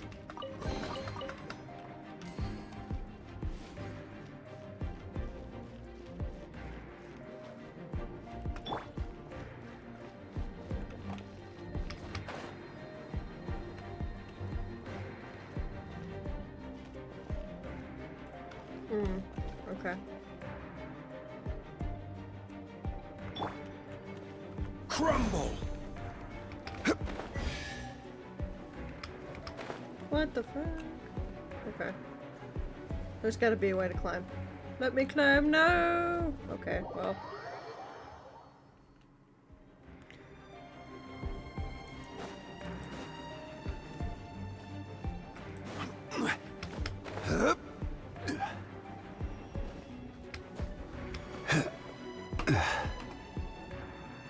Oh, it's no longer centered. Oh, it disappeared. Okay. Quake!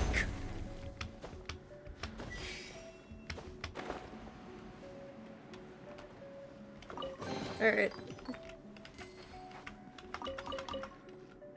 I will be right back. No, I'm not leaving the domain. I gotta answer the door.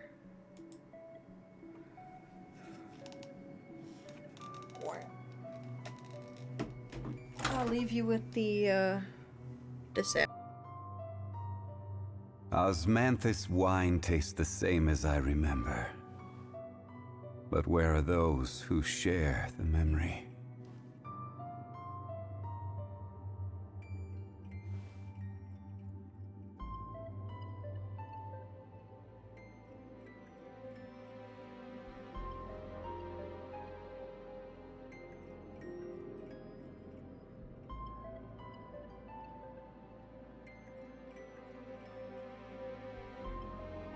Every journey has its final day. Don't rush.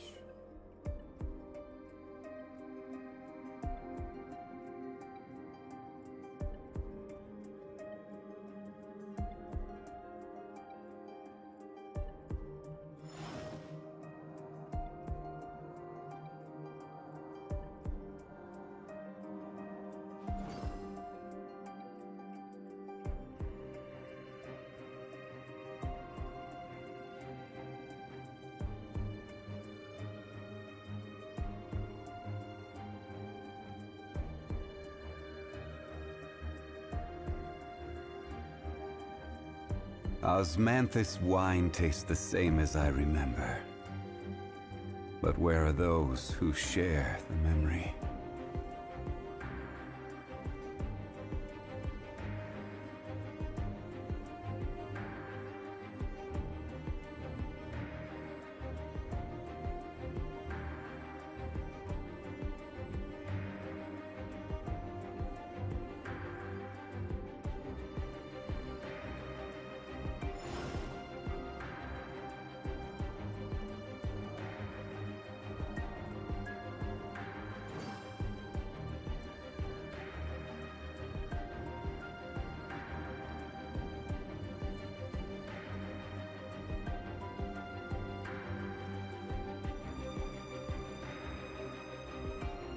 Where do you want to go next? If you'd like to see Liyue's tourist spots, I have a few references.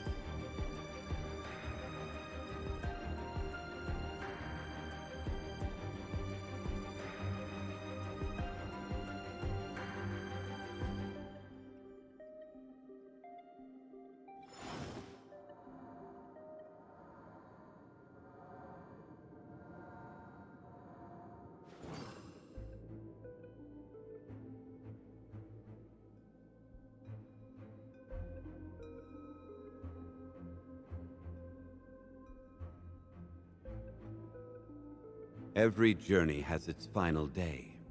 Don't rush.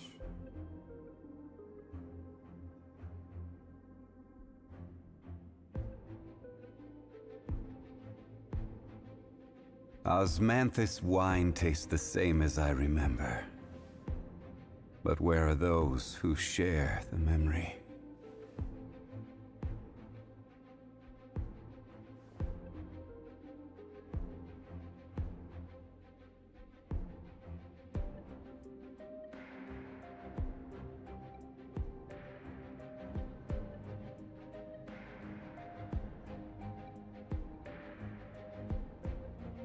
Boats are made for transferring commodities back and forth, and those that come across Liyue tend to stay a while. So it is where many things come to settle.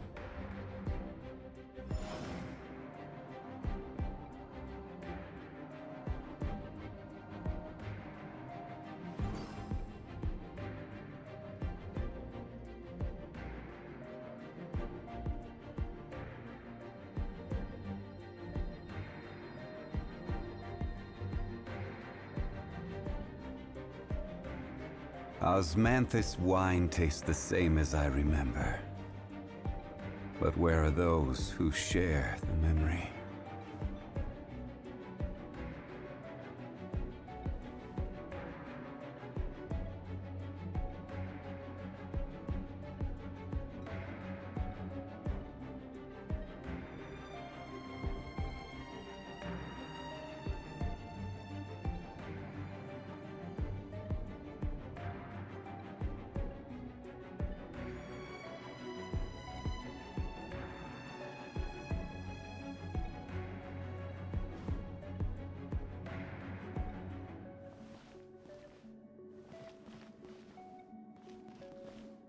Crumble!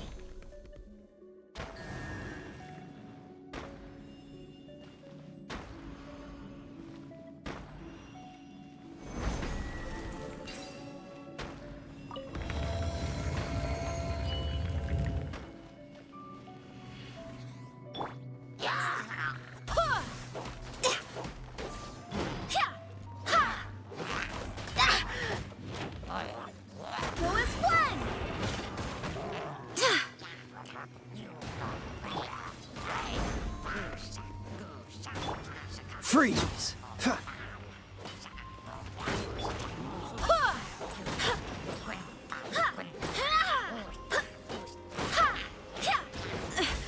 My companions need me.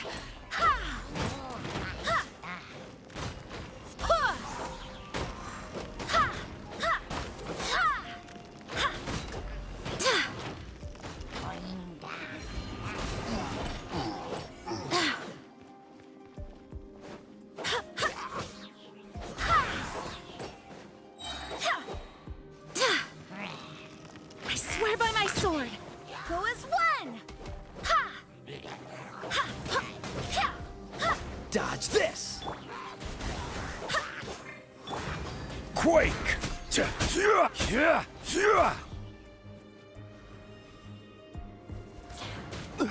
Crumble! Order guide you!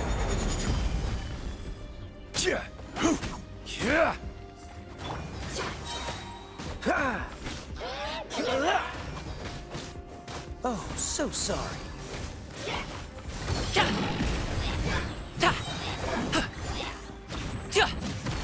Up to it, Manzai! Sorry, pal.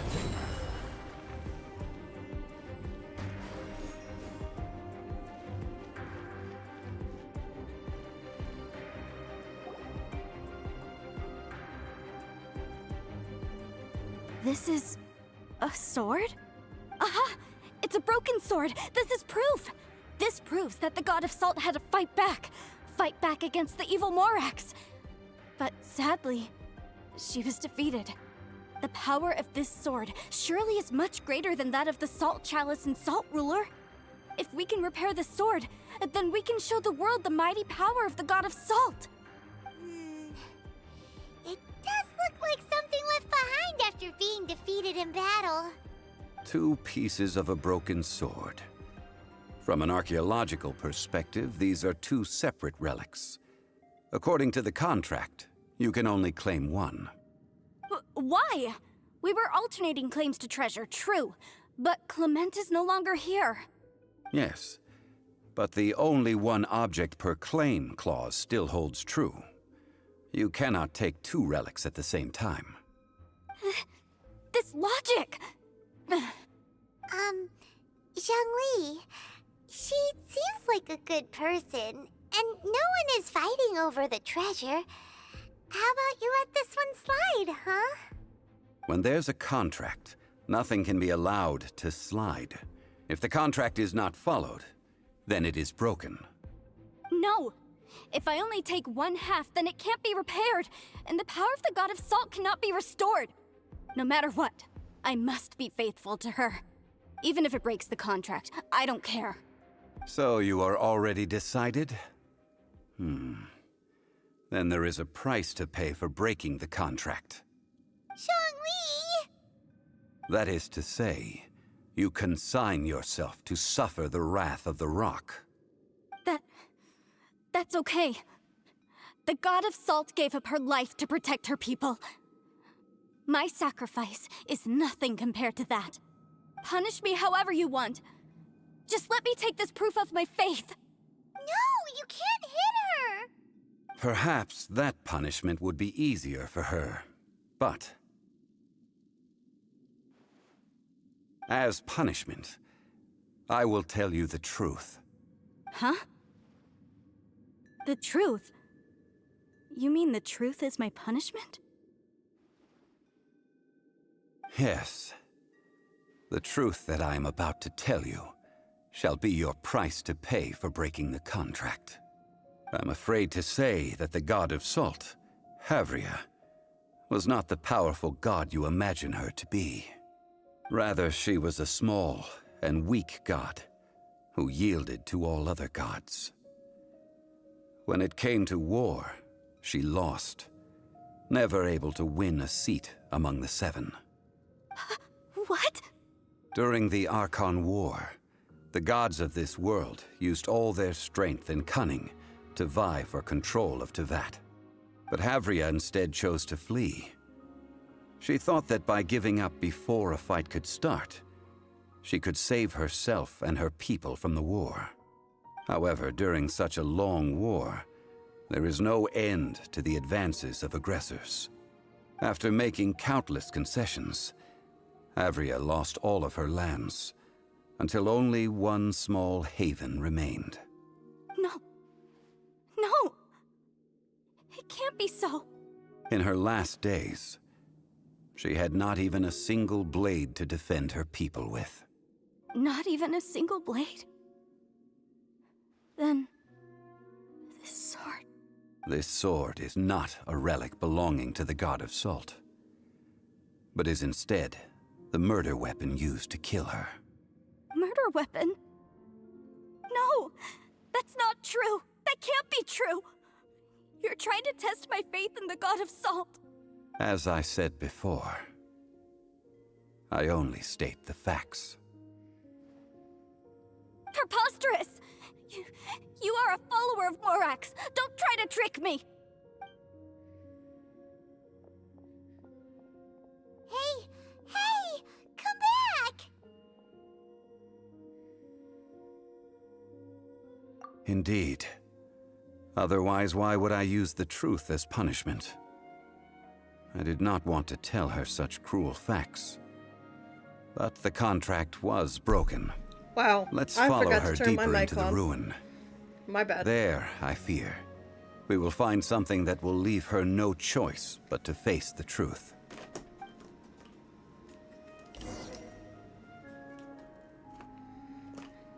least it was just back on. It wasn't off the whole time. Just since I came back.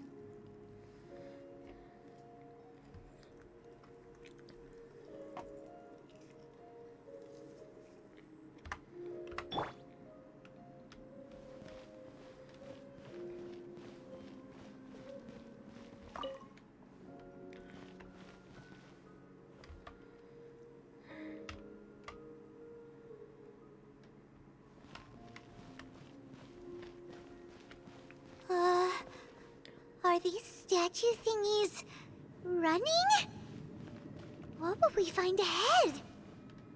Salt. And betrayal.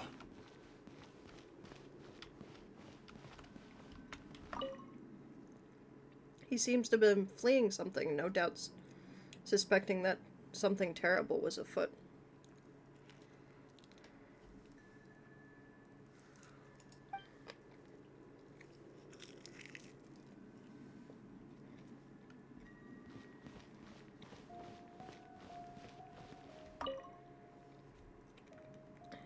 Well, it says the same thing. They're all fleeing.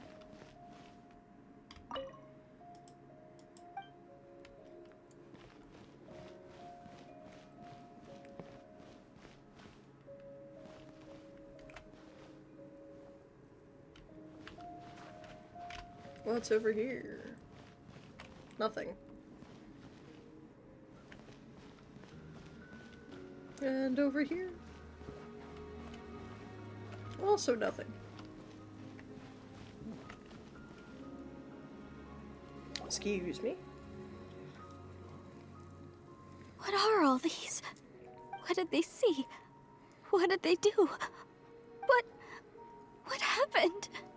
Since you do not trust me, let us continue onward. That which lies beyond this door will show you all that happened back then.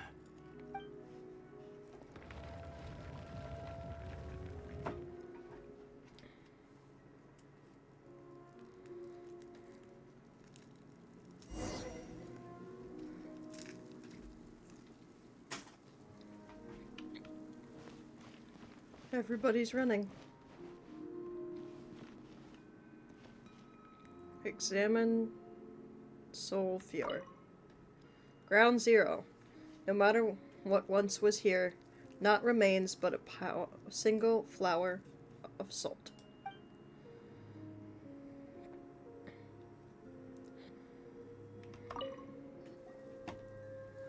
This is the scene of the crime. Havria's body dissipated, leaving nothing but these traces of salt. Her dying moments have since been frozen in time to this very day. The story continues that some among her people realized at last that this gentle, kind, but weak god could never protect anyone in wartime. The Archon War was cruel in the extreme. Instead of consigning her to the agony of defeat, they thought perhaps it would be better to give her a quick release. But what about these statue thingies? No matter how weak the god, the power that flows forth when they are slain is beyond the strength of mortal coils to bear. Those who could not flee were thus transformed. Those of her people who were untouched by this disaster left for Liyue, where they sought refuge with Rex Lapis. Their descendants feared Havria's remnants and lived in terror that she had laid upon them an eternal curse. So they risked their lives to come here, to break the sword, and offer up obeisances in hopes that her anger might be appeased. But they need not have done so. For how could a god who had never once resisted, even till the end, nurse hatred for her people in her heart? Even if this is so, I can't! This must be a lie. A false history, all of it! Don't you dare try to shake my faith!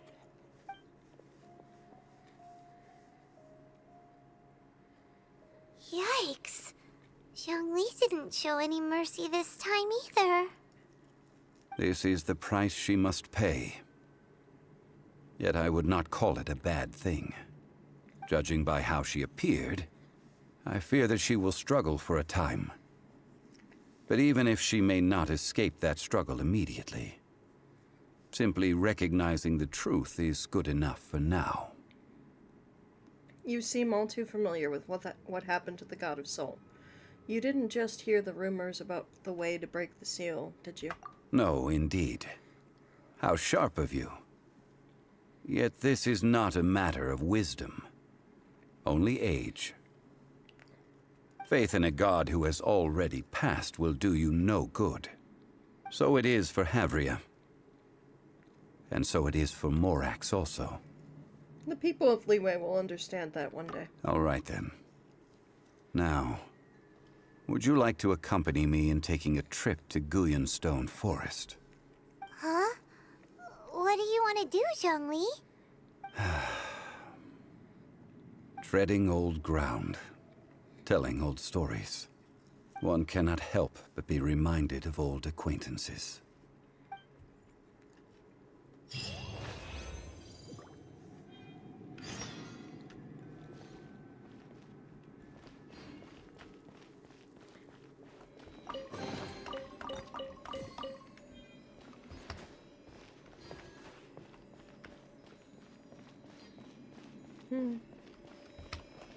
Leave the domain.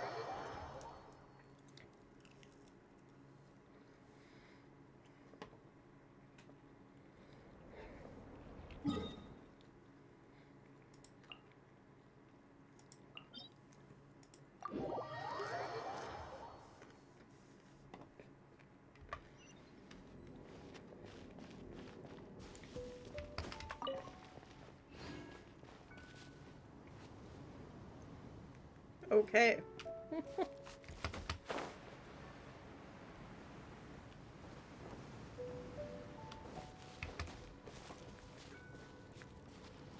Got some climbing.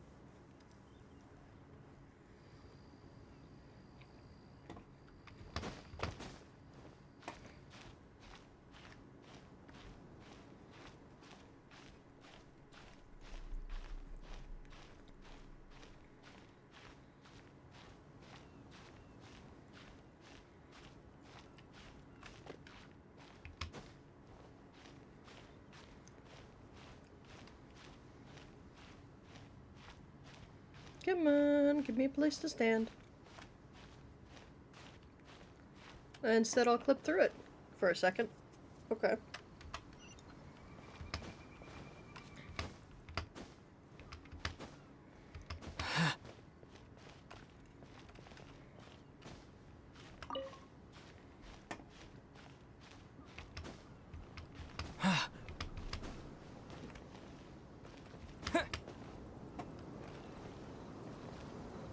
How do I get that?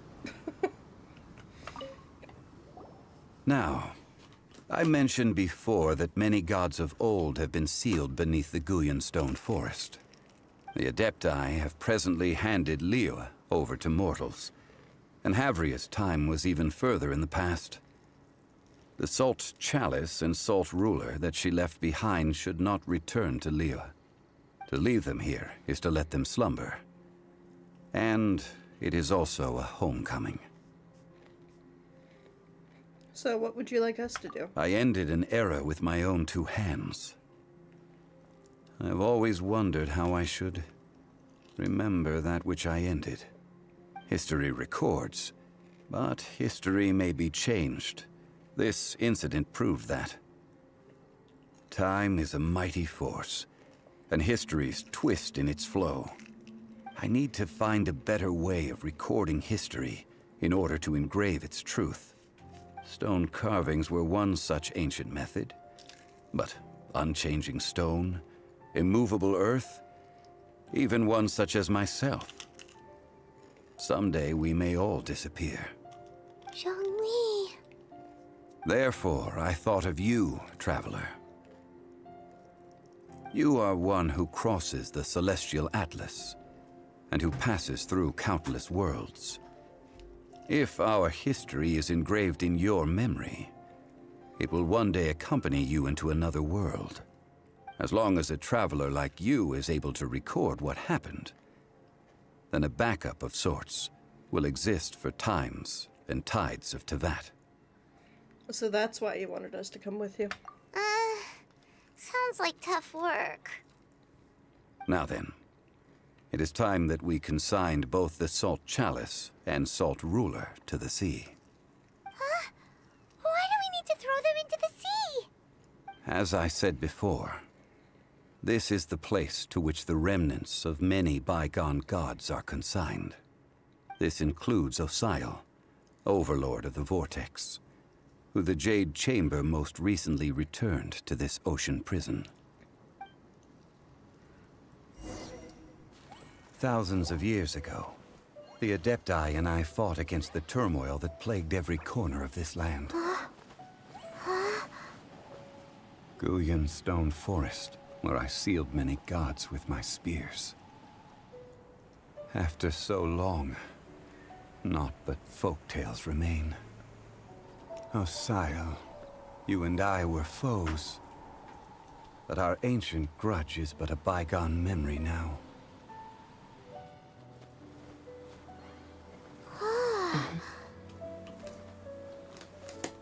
May that which Havria has left behind be yours to subsume.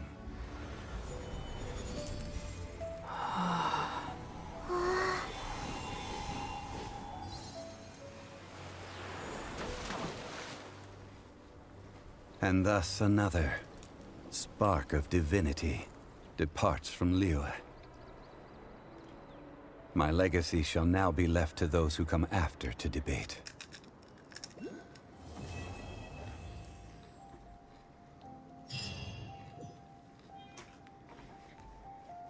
That was one. Let's go do the other half.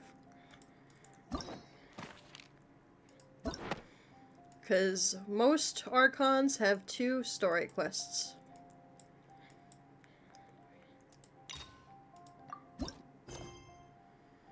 No mere stone.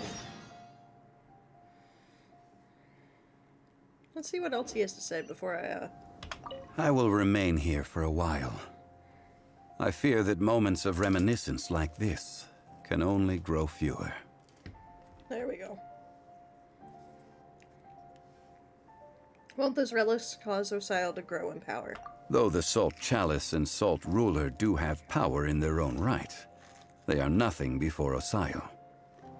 If a day comes when he should recover his strength and return, I believe that even so, he will be defeated once more. Okay.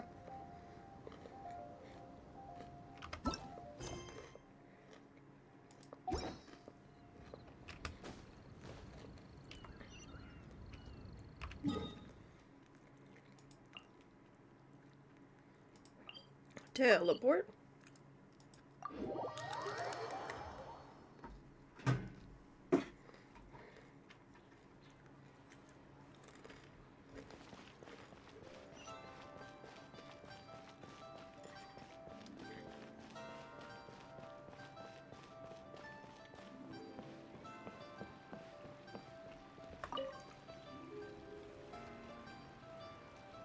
Hi, Catherine. It's us. Any new commissions? As a matter of fact, there's one that looks perfect for you two. Uncle Dai is one of the foremen at Huishan Hall over in Liyue Harbor. He's hoping the Adventurers Guild can spare some manpower. What is it we have to do exactly? I believe you'll be looking for workers. Ooh, looking for people? Awesome! We're good at that! I have no reason to doubt your abilities. I'm sure the details can be worked out face to face. That If was you're an willing awkward to pause. accept this commission, head over to the dock and talk to Uncle Dai.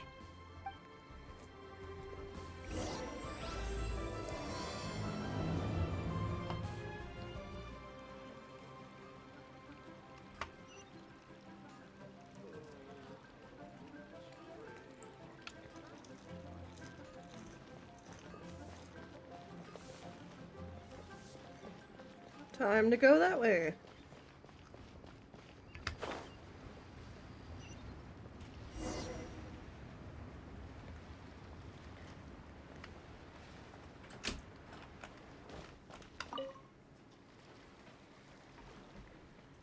Hey, are you Uncle Dai? I am indeed. Ah, now then. You must be the adventurers assigned by the guild. Huh? How could you tell? By the clothes on your back and the look on your face. Experienced adventurers at that, I'll wager. Right again! You're pretty perceptive! In this trade, you need a sharp eye for people, not just rocks. Uncle Dai can see what you're made of from a long way off. Alright, my assistant should be arriving soon, so let's just wait here a moment. Woo woo! That's why we're here! Now there's someone else taking a cut?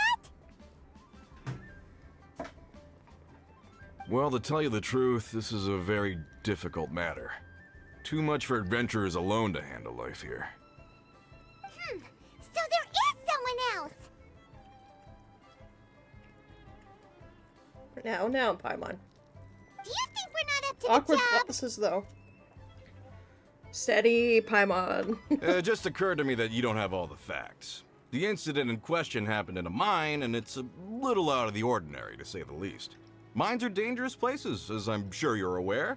As such, I've enlisted an industry expert to cover all contingencies. Last time I checked, adventurers weren't experts in ore appraisal or geological analysis. With a professional by your side, everything should run smoothly. Besides, this guy's the best in his field. No matter the rock, he'll tell you its value to the nearest mora at a glance. I'd go as far to say that there's not a soul on Tevat that knows rocks better than him. I'd be a fool to not enlist an expert of his caliber. You're a fool if you think you found Tevat's #1 rock expert. Oh? And why might that be? Because Tevat's #1 rock expert happens to be a friend of ours. You must be talking about... Perfect, I was planning to ask him a few questions. Ha ha! Didn't expect that, did you? Wait here, we'll go fetch him.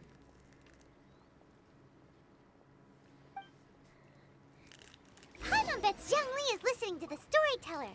Let's head over. First, I'm gonna grab the spinning crystal.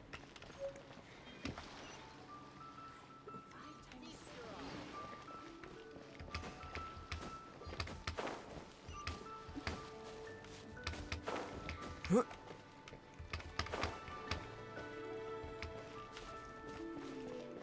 I gaze out upon the sea, prose wells up inside of me. We climb. Climb. There we go. In our last tale, Rex Lapis. Zhongli, there you are! Oh. Here for a few tales? I didn't know you two were connoisseurs.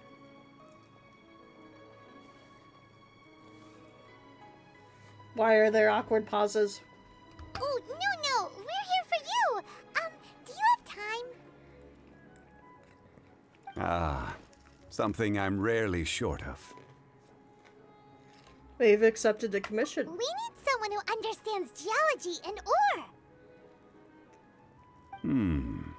Someone who understands geology and ore. Ugh. Take a look around. Is there anyone in Teyvat more qualified? The requester claims to have enlisted Teyvat's #1 rock expert, but Paimon doesn't believe a word of it. Nobody understands rocks better than you. You appear to have taken his claim quite personally on my behalf. Oh, no. It's just... Uncle Dai doesn't know what he's talking about. Paimon just wants to enlighten him. I see. Well, then it will be my pleasure to accompany you. Really? But I should inform you that despite my expertise, I cannot necessarily claim to be a leading authority. We are at all times adrift in a sea of learning. New knowledge should be welcomed with open arms. Still, I imagine I will be of help to you in this endeavor. If we do encounter an expert, I look forward to broadening my own understandings. Ugh. Stop being so modest, Zhongli. Well, we got him. Let's head back to Uncle Dai.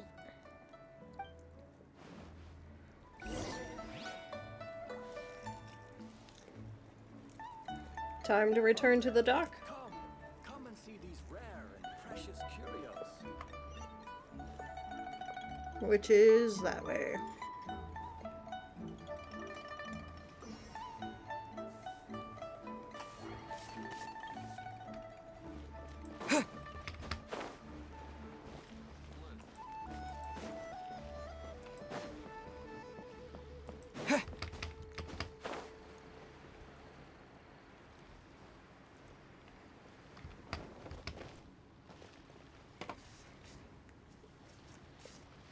Uncle Dai, we're back!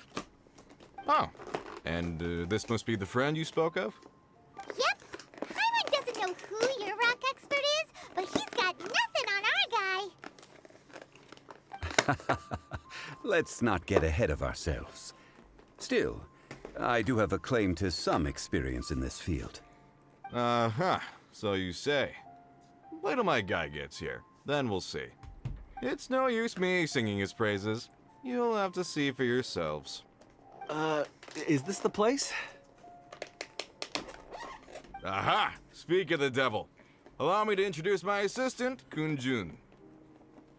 Young Kun, these are 2 adventurers assigned to us. And as for this gentleman... Why it's with the pause.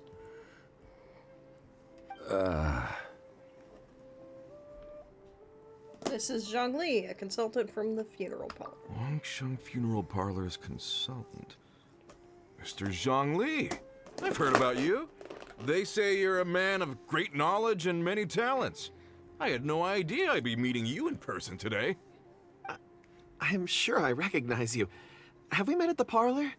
Wait, I've never been to the parlor. Uncle Dai, aren't you gonna test them?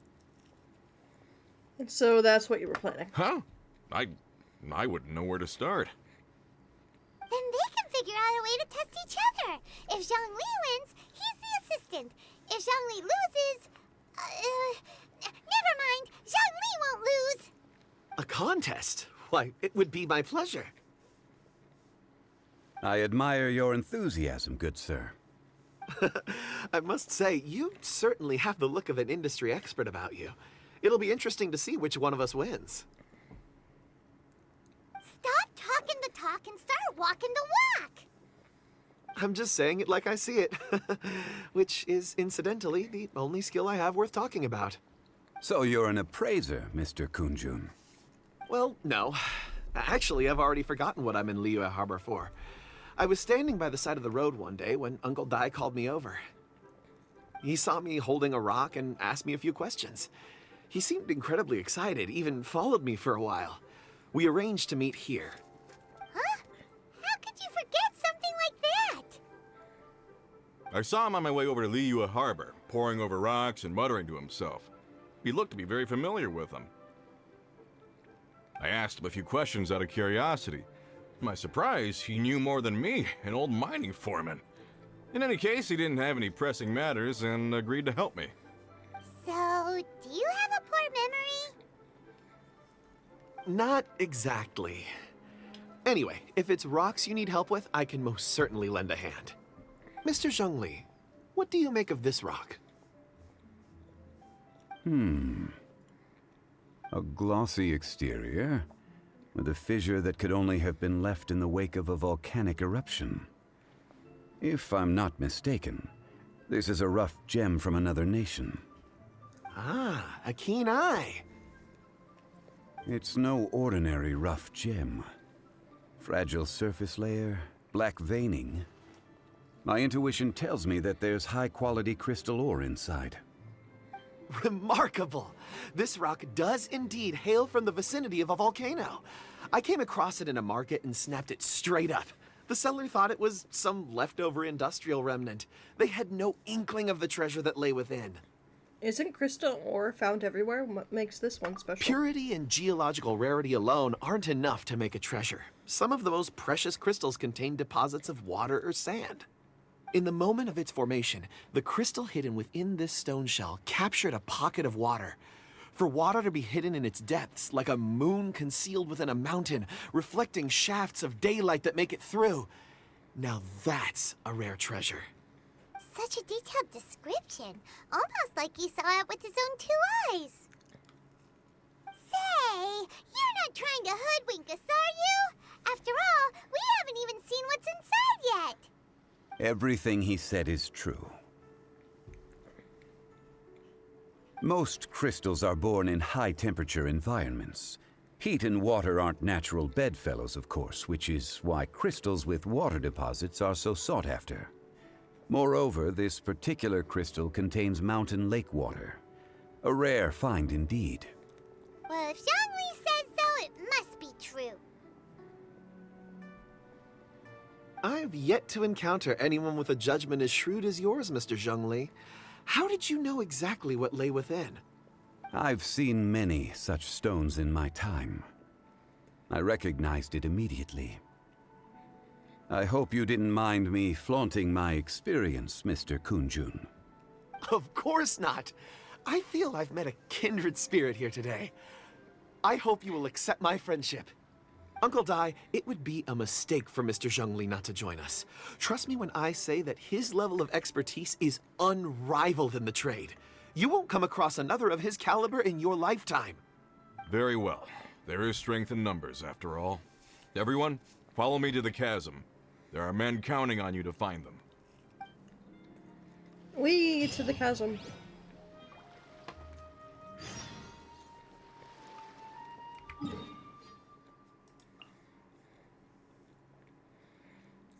I'm gonna go to this one and then...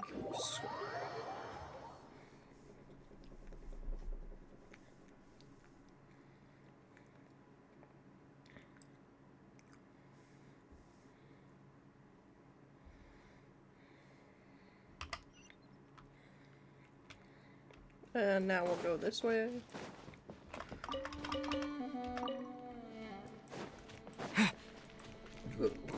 Oh, excuse me.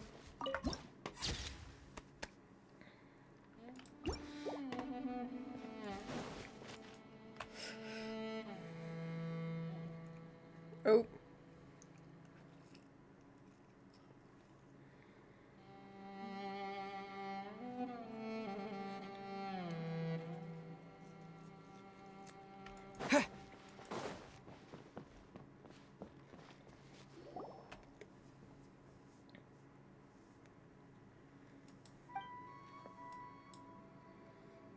You know me?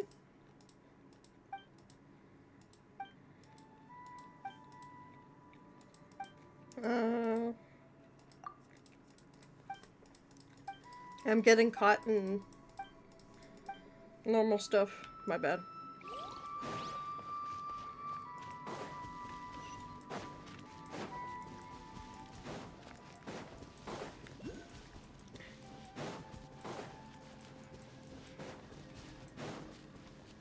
There we go.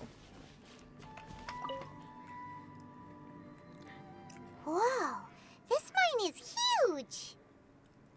This is where the incident occurred.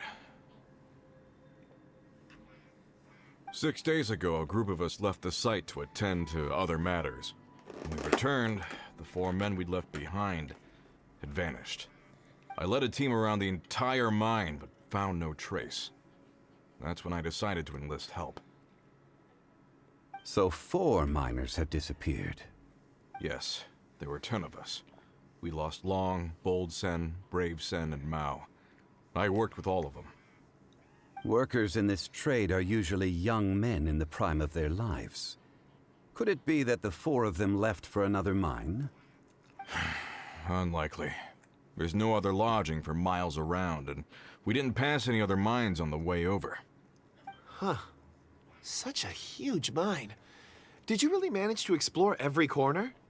Underground, overground. We left no stone unturned. We tried everything short of digging further into the earth itself. How could 4 sturdy young men just vanish into the bedrock? We'll need to explore the site ourselves before extracting any conclusions. Very well. I'll wait here. Please, proceed wherever you'd like. If you come across any clues, let me know straight away. So strange. How could the 4 of them just suddenly disappear? Did they run away from something? Let's look around first and see if we can find any clues. Over here! What's this? A pile of shirts, some trousers. A few everyday items. They must belong to Uncle Dai and his men. 1, 2, 3, 4. Huh. That seems right. 10 shirts, 10 pairs of trousers. These must be They only brought spares, clothes right? enough for a day. Look, Uncle Dai's clothes are identical. The 4 of them have been gone for 6 days without a change of clothes. There's also a few handkerchiefs and some soap lying around. Oh, and some tool belts. Items for washing one's face before the dawn shift. Mining equipment. So, they didn't take any supplies. Correct. Maybe they didn't need them. Improbable. There are 4 pickaxes missing. It seems likely they left with the tools of their trade. They had time to take their tools, but not their everyday items? Curious. Huh. Why would someone set off with their tools, but leave their luggage behind? 1, they were working close by and didn't need to move their personal effects. But seeing as they've yet to return, this seems an unlikely hypothesis. Or 2, they were forced to leave and had no time to think about their supplies. Oh.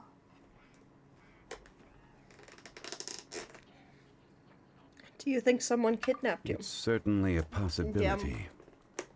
We'll need more clues before any further inference can be made.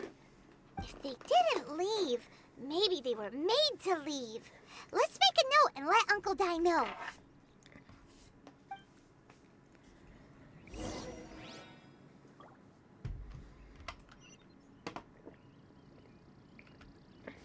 Something over here. Oh, you noticed it.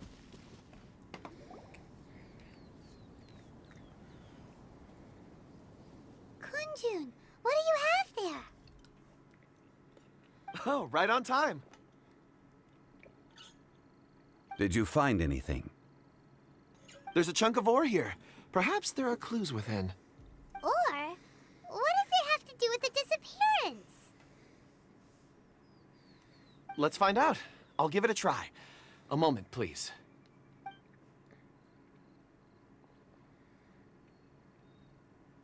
Okay.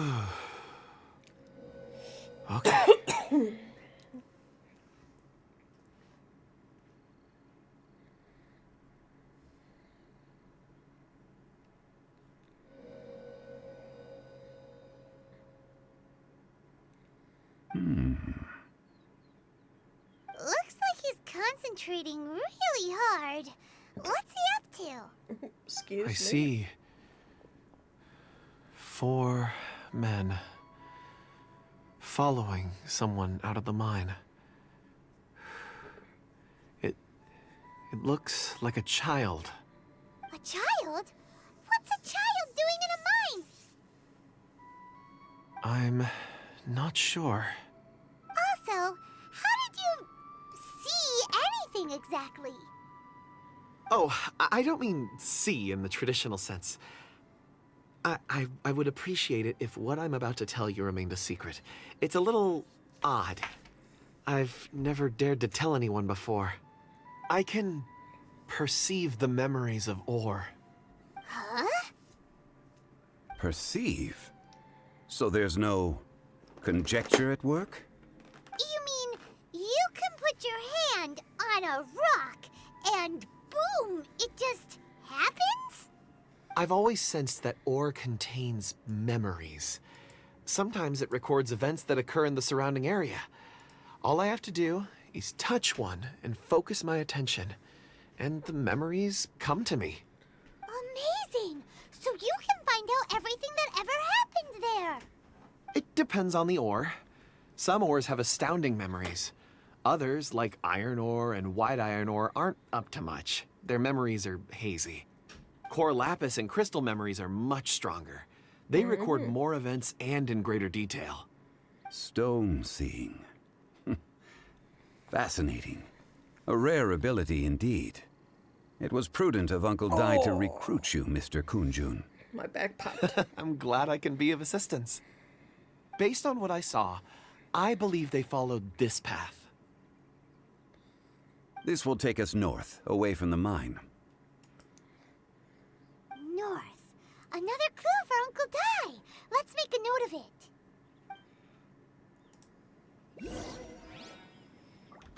Alright, away. Oh wait, no, there's a clue that way.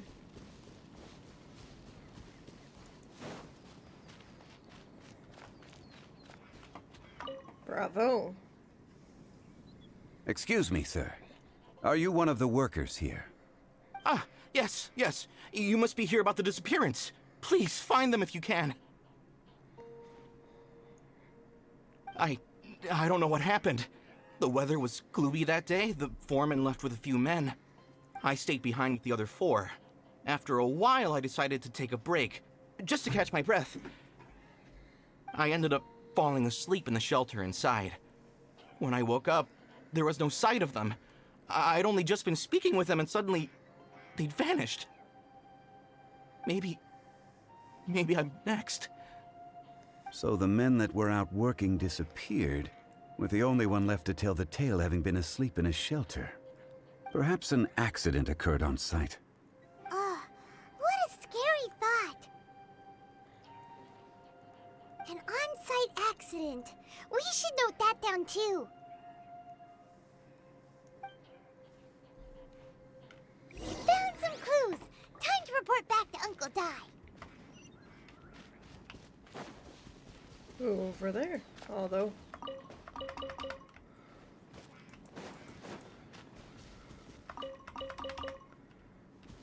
Any other shinies? I don't think so. Oh, here.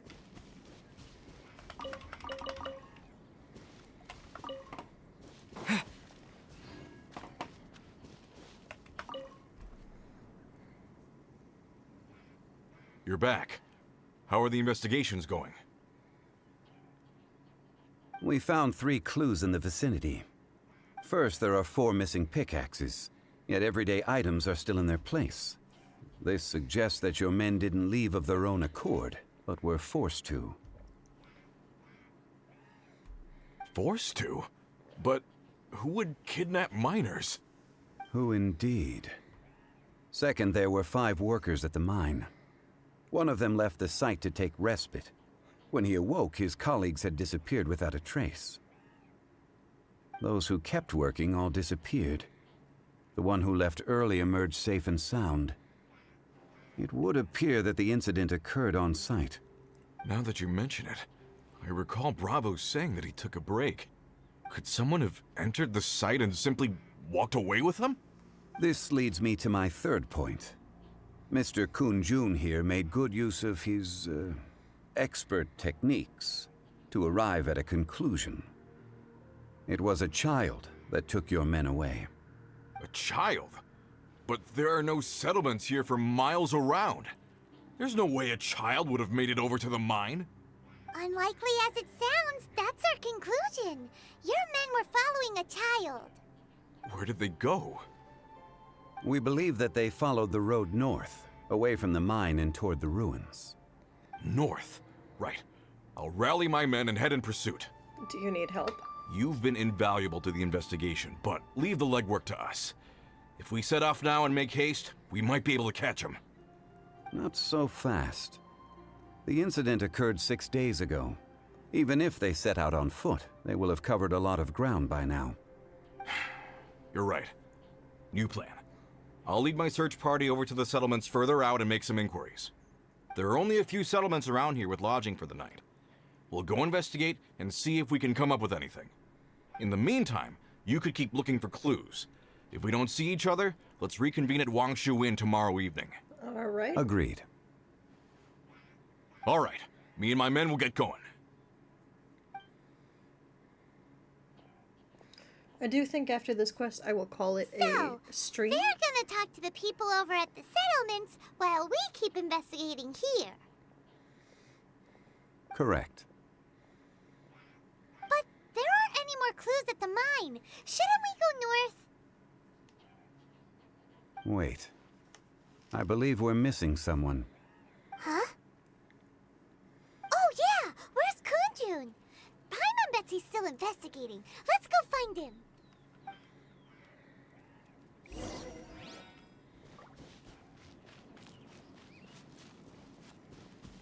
But yeah, I think after this story quest I will call it a night, because tomorrow's gonna be 12 hours. Kun-jun,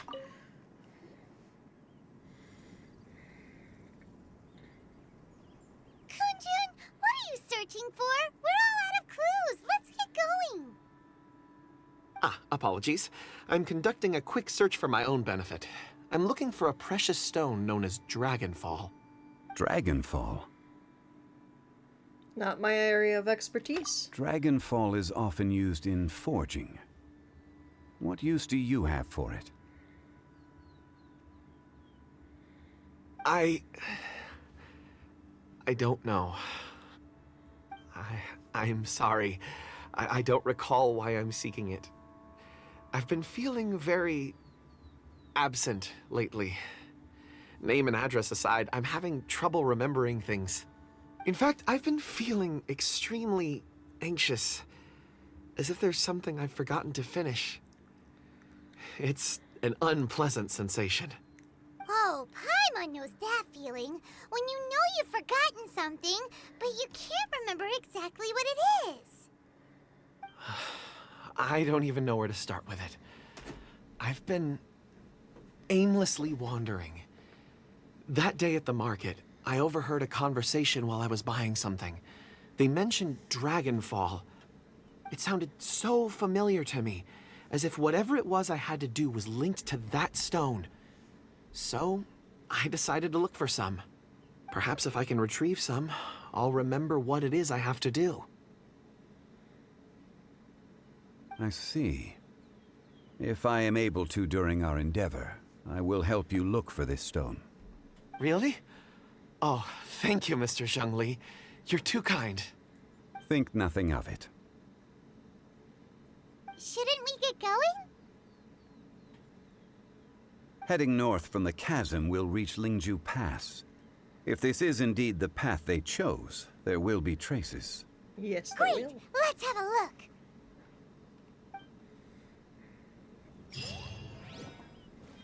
I see sparkly.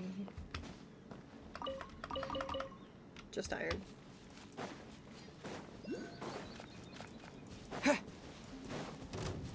No.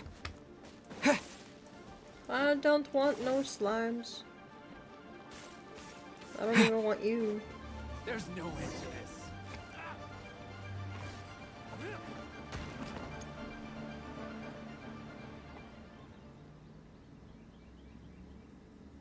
A letter. Wait! There are tracks here! These must have been left by the miners! Let us make our way to the end of Lingju Pass. If there are no footprints there, it would suggest that the miners are still within the pass itself. However, if we find new tracks, we can follow them wherever they may lead.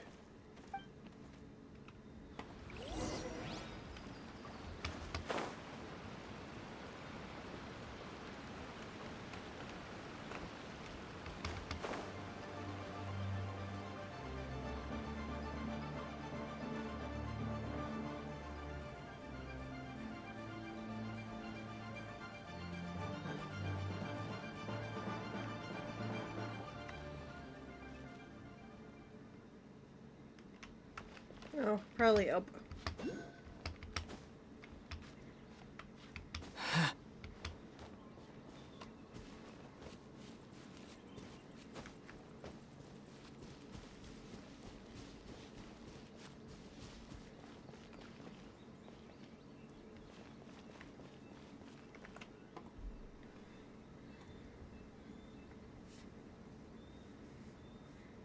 Hey! Footprints! It would appear that they made their way through Lingju Pass and kept moving. If we follow their footprints, we should be able to find where they went! It also says there's a thing. Is it up high? No.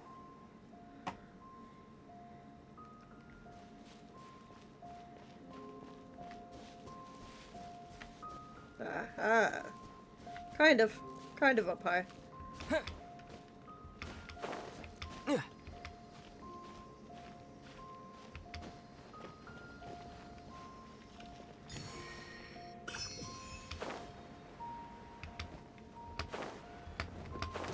Oh no! The footprints end here! We should inquire with anyone nearby. If the miners came through here, they may well have seen them.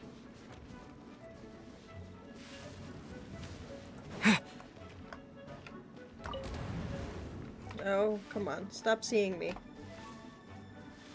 I don't wanna. Fine.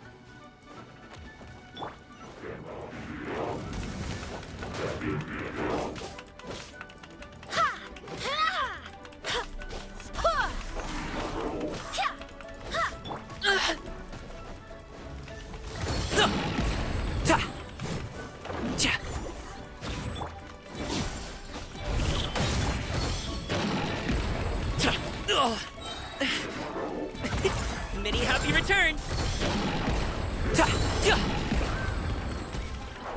Alley-oop.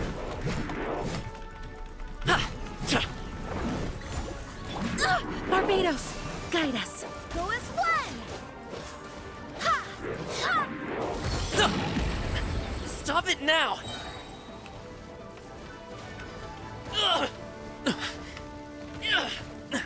Still breathing. Mighty mythical beast.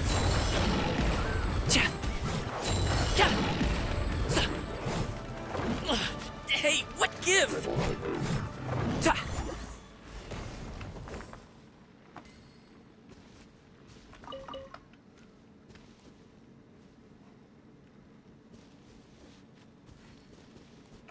Hi there! Have you seen anyone dressed like a miner around here? A miner? I'm afraid not. Let's try someone else.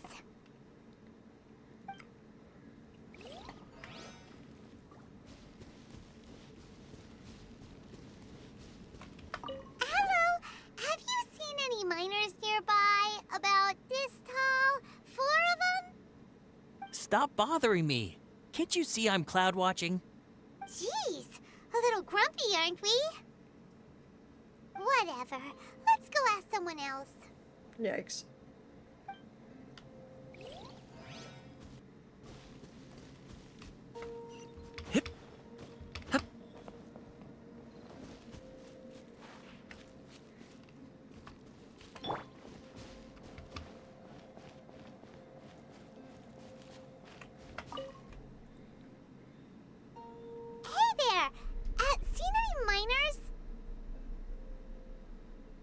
must have been about 4 or 5 days ago.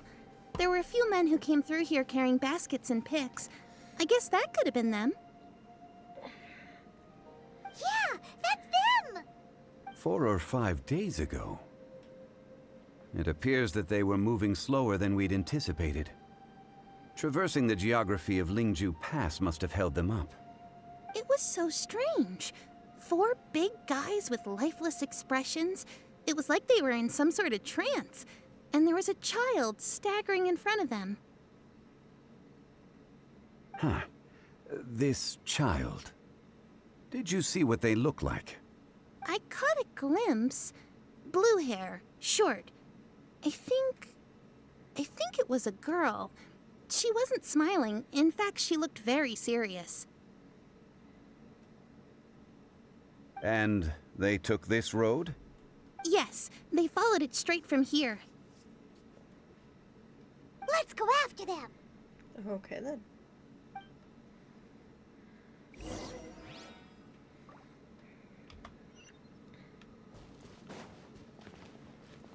Wow. Is there a thing that'll make it faster? There is.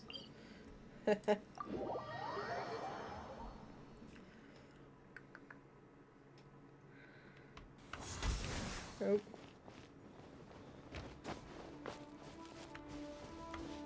More footprints. There's a person over there! There Help! is. Please save me! Is that one of the people we're looking for? Oh, rescue first! Ask questions later.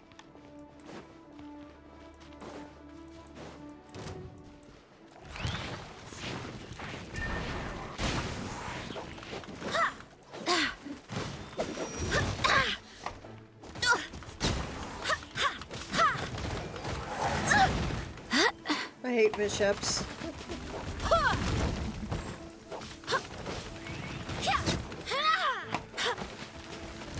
as one!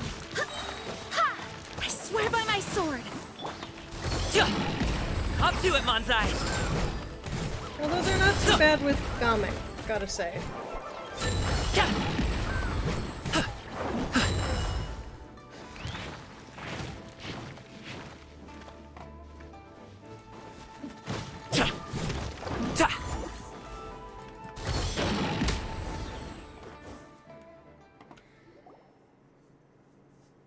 Those monsters were so aggressive. They must have noticed me walking through. Before I knew it, they were all over me. Thank you all for saving me. My name is Wanyu. I belong to Liyue Shengyu Hall. I head up our human culture and civilization research. Huh? You sure you're not a miner? A miner? Yeah, we're looking for a group of 4 strong fellas carrying mining equipment.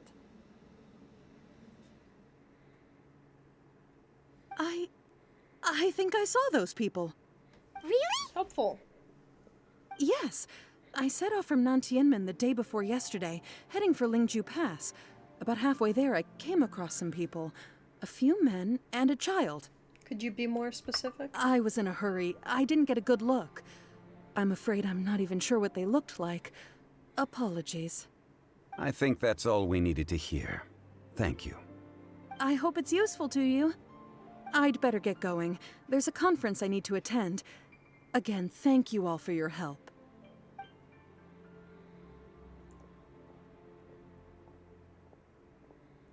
According to this scholar, the miners were heading for Nantianmen.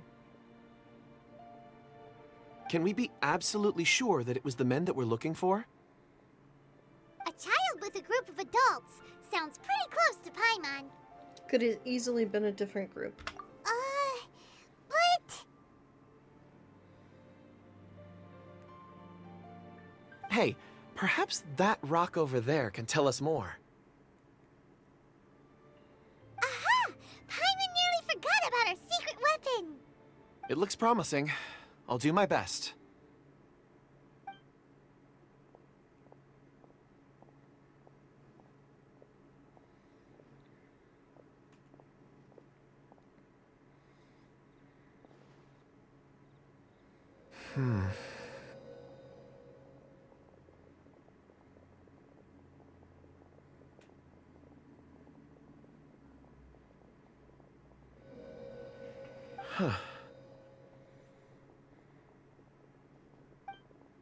It's the same group, all right.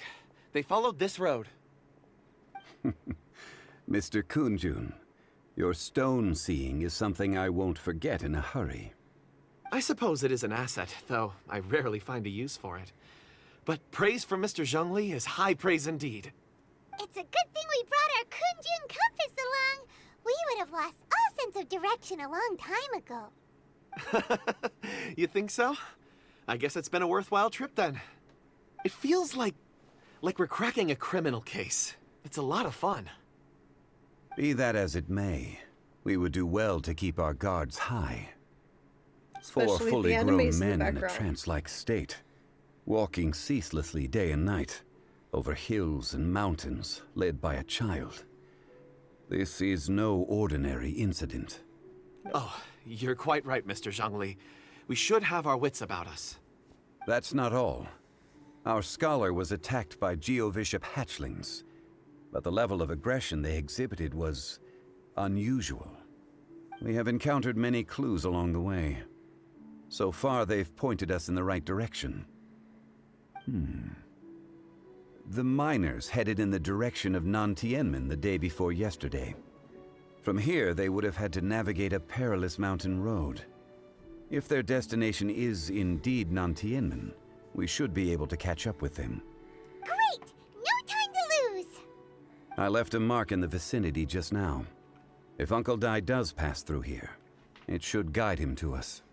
Clever thinking! A classic Zhongli move!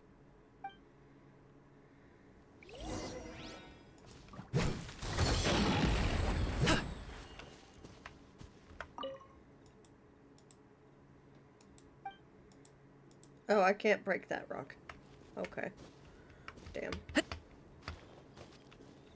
500.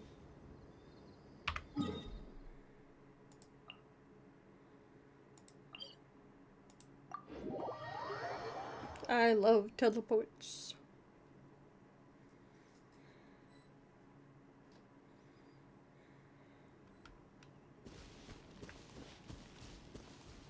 Hey!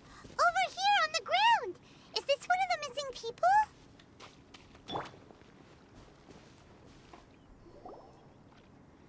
There's a basket lying here, too. This must be one of the miners. Hey! Hello? Can you hear us? Judging by his appearance, he must have collapsed from exhaustion. Should we wake him up?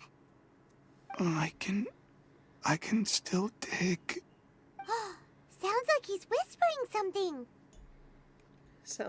It looks like he's struggling. It seems that he thinks he still has work to do. Something's not right. There's a camp nearby. We should take him there and monitor his condition before deciding our next move.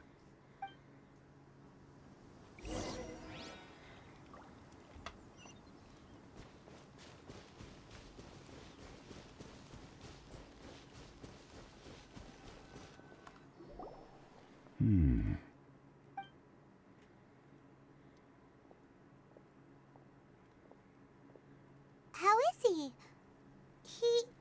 He won't die, right? He's worked himself into a stupor. Thankfully, he's not in serious danger. How did he get so exhausted? Paimon heard him talking about digging for something. Did he dig himself into this state?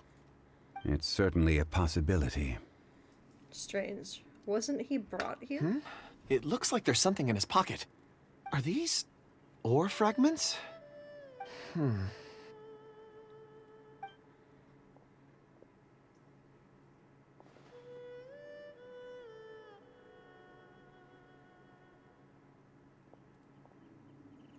I just witnessed the memories within these ore fragments. This person brought these fragments out of the mine. He's one of the 4 that we're searching for. How he came to be here is what we need to understand. So he was kidnapped and then abandoned here. But if they didn't need him, why bring him all the way out here? Unless something happened. Something that led him to fall behind. Paimon's had enough. This is too mysterious. Oh, wait a moment. Seeing these fragments has jogged my memory. I have something for you. What is it? Ooh, is it a present? Something for us? As I mentioned, before I met Uncle Dai, I was in a daze. After setting out with you on this case, it feels like a fog is lifting. I was so happy when Uncle Dai enlisted you to help. I would never have managed to track down these clues by myself. These are some crystals that I bought from the market. Not any old crystals, mind you. This purity is extraordinarily rare. One for each of you. A memory, if you will. It's beautiful.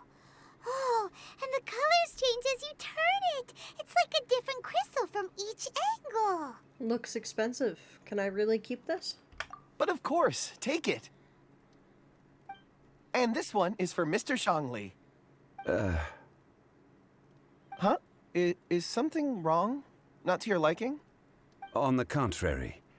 I just hadn't anticipated receiving a gift during the current circumstances. But thank you. I will take good care of it. I'm pleased you like them. It's nice to be able to give a gift that others can appreciate. Oh, I see more rocks over there. You should all get some rest. I'm going to scan the surroundings. Perhaps there are more memories to uncover. You sure like rocks, huh, Kunjun? Ores are the crystals of the earth, the sediment of time itself. I feel at peace among them. Get some rest and call me when you're ready to set off. I won't be far. He'll be okay on his own, right? Rest easy. I surveyed the area. There's no danger here. Oh, however, there is something I wanted to discuss with you. Huh? What's with the seriousness all of a sudden? Traveler, does Dragonfall mean anything to you? No. You mean the ore that Kunjun's looking for? What's so special about it?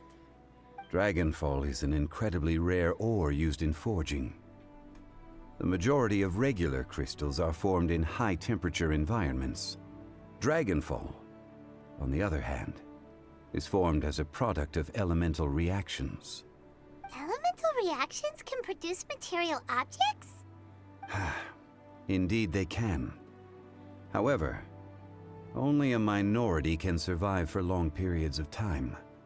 Dragonfall first emerged in the midst of a great battle, thousands of years ago. Powerful clashes of elemental energy gave birth to elemental crystals. When the fighting ceased, these geological remnants were miraculously preserved. And yet they are crystal creations all the same. Few and far between, relatively unknown. A few hundred years ago, they were virtually mined into obscurity. Why is it then that a citizen of Liyue now wishes to strike upon ore that has long since vanished from the earth? Yeah, if he knows of its existence, surely he knows all of it's already been mined. Weird. Paimon doesn't get it.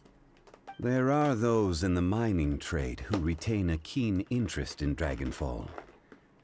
But for someone like Mr. Kunjun, whose motivations for seeking it are unclear even unto himself, it's practically unheard of. Perhaps he has ulterior motives. Ulterior motives? Is he a villain? A conclusion that is presently impossible to reach. We must watch and wait. Don't forget, rescuing those miners is the primary objective. As for anything else, sooner or later the tide will reveal the lie of the land. We're drawing closer to our goal. I believe we should continue to follow this road through. Now that we've found one, the others won't be far away. When you're well rested, call Mr. Kunjun over to us. We still have more investigation ahead. We should ensure this miner is settled here at the camp. Once we've brought this matter to a close, we can return and attend to him. I suggest we leave a note for Uncle Dai. If he does find the camp, he'll know what to do.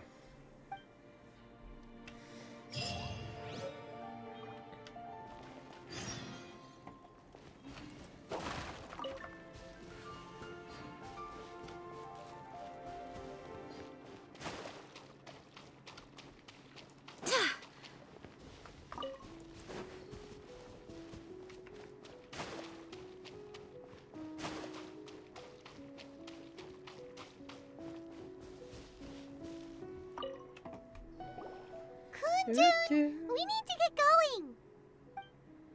No problem. I'm done here. Any results, Mr. Kunjun? There are many beautiful rocks here, but nothing out of the ordinary. I couldn't find any clues. Then again, the memories of ore can shift with the passage of time and the changing of the environment. Is there a pattern to it? Difficult to say. I feel that ore memories tend to be from the recent past.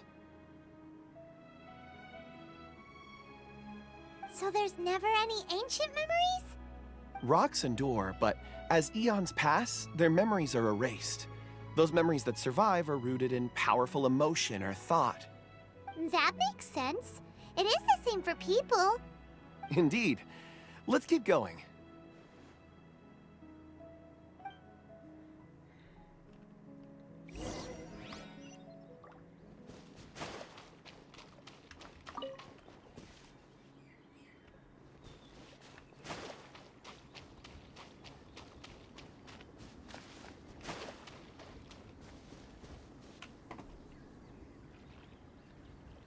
Wow. Such an immense tree. And there's so many mysterious-looking crystals up there, too. Amazing! This ancient tree. Let's conduct separate investigations. I'll take that area.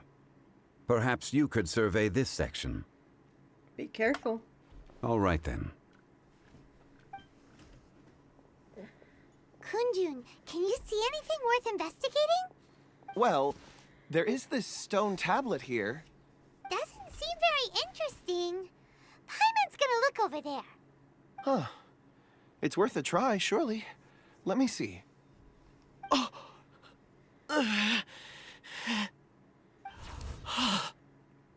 This is... Hey, what's wrong? just a bit lightheaded. It's past. Nothing to worry about. Did you see anything? Not yet. Whatever. Paimon's going to investigate over there. Why don't you climb the tree and have a look? You sure there'll be clues in the tree? If you don't try, you won't know. Anyway, you'll be able to get a good look at our surroundings from up there. You think so? When has Paimon ever come up with a bad idea, Wait a minute. Paimon can fly. All right, Paimon will go. You wait here. Paimon will... All of you, come here. Huh? Zhongli's voice came from behind the tree. Did he find another clue? Quick, let's go see. Maybe he found another miner.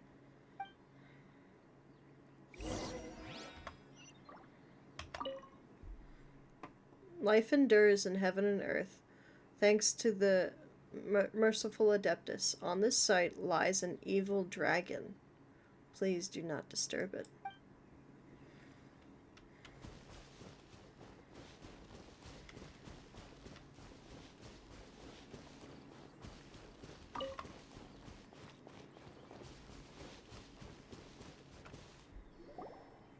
This has been newly dug. It would appear our answer is up ahead. Is that a voice coming from the tunnel? Someone else go first. Compose yourselves. I will lead us in. There is an unusual presence emanating from inside the tunnel. Prepare yourselves and tread lightly.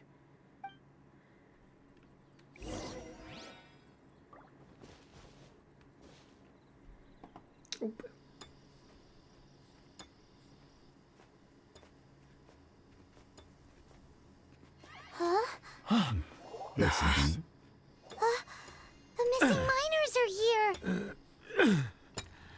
What are they digging for? I'm afraid that this whole tunnel is the fruit of their strenuous labor. Huh? That gate. Has it been there all along? Digging a tunnel to this ancient seal. Had they not been discovered, they would undoubtedly persevere until they opened the gate.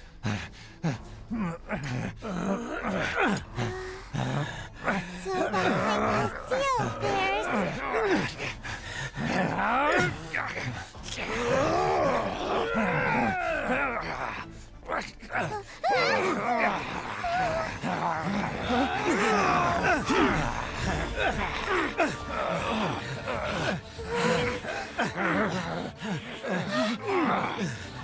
What do we do? We can't hurt them.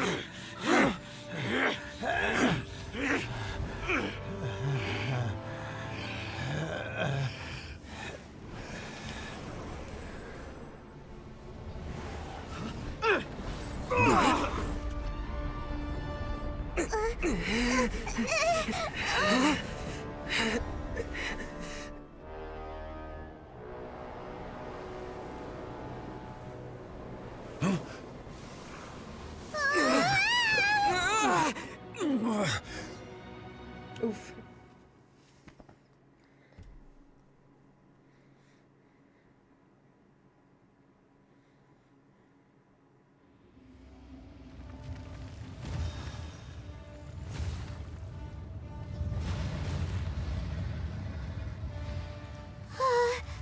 What type of monster is this?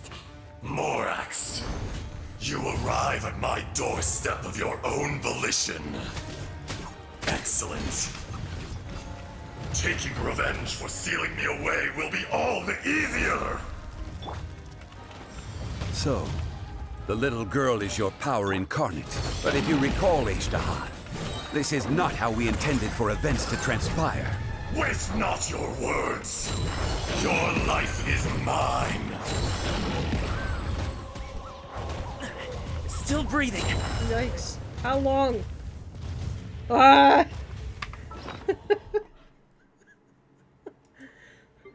I didn't fight you the first time.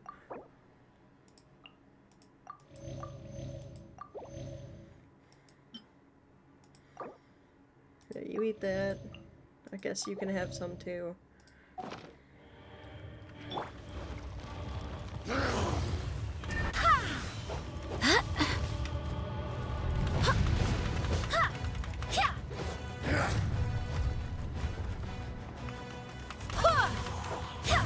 That wasn't too terrible. Go as one!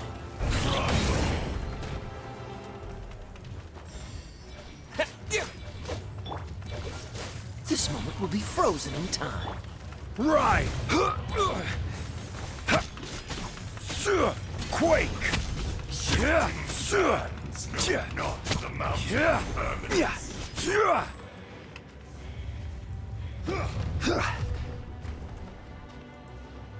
The enraged earth will not absolve you! Emergency countermeasures aren't my thing. Face me!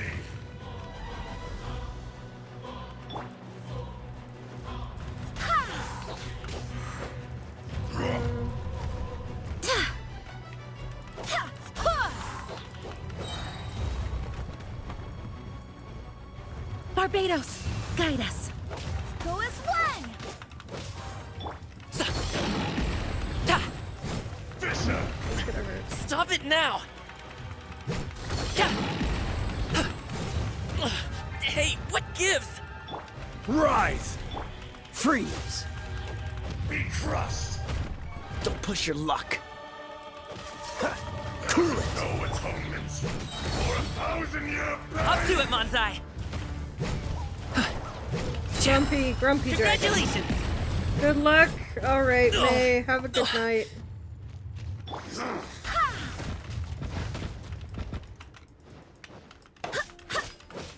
From rock to dust, sooner or later.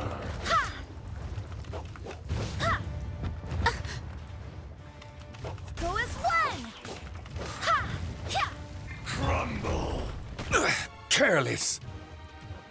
This is order. Quake! Is once not enough? You would forsake me again? If that is what you choose to believe, so be it. He who bears the weight of memory is destined to shoulder the burden of truth, as it ought to be.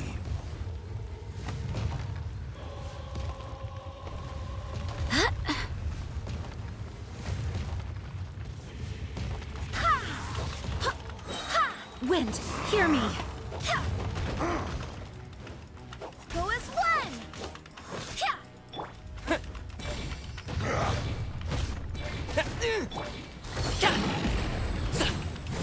Fisher! Rise! Quake!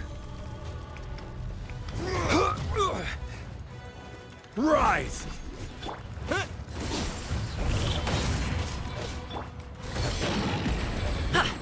Freeze! Oh, so sorry. Will not absolve you!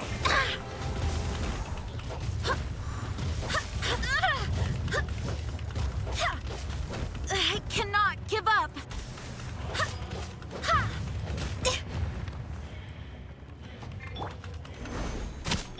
Cool it!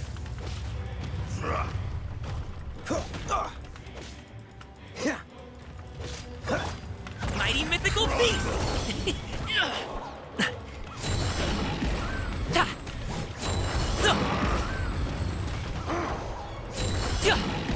Shifting sands, not the mountain's permanence. Not a fan about fighting you. Not gonna lie. Hey, what gives?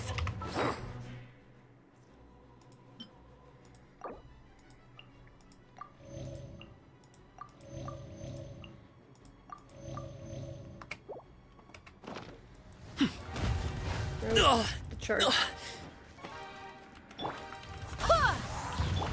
Quake! Oh, not There is no atonement for 1,000-year pain!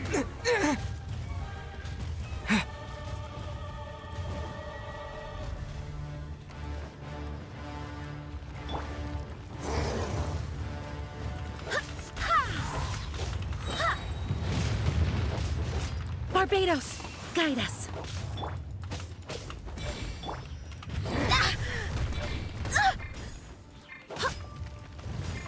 Crumble!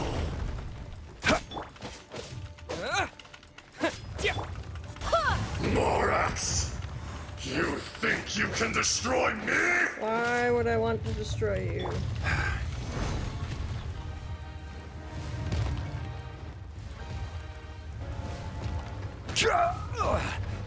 Oh, I ran into it on accident. Don't run into it.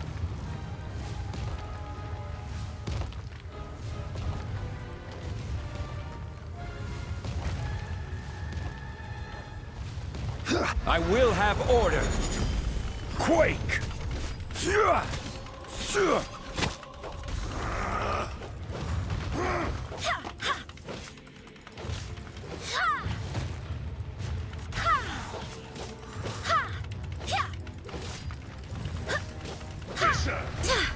Ouch.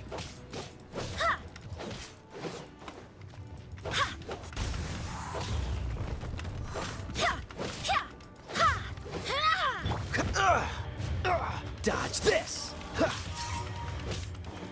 The enraged earth will not absolve you!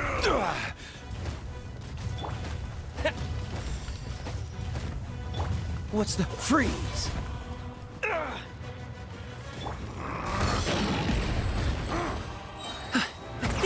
Many happy returns!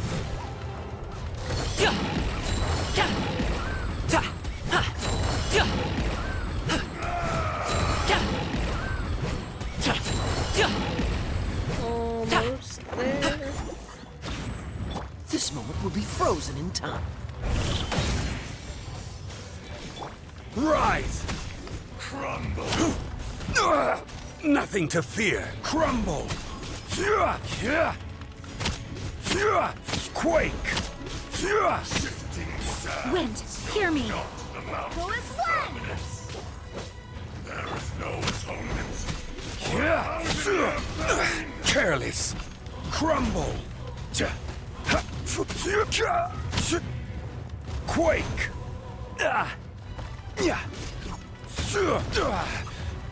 Okay.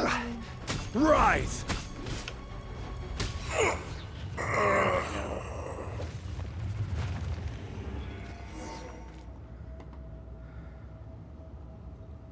Morax, 1,000 years after you sealed me underground, you return for the second time.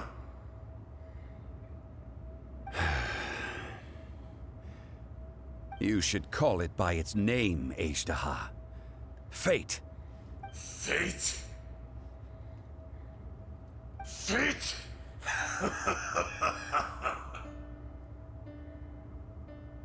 So here lies the wisdom of the gods. Destroy all deemed redundant. Enlist tyrants to ravage the wilderness. No. You have forgotten. That voice! Azhdaha. Huh? Kunjun? Morax. It's been a while. You're...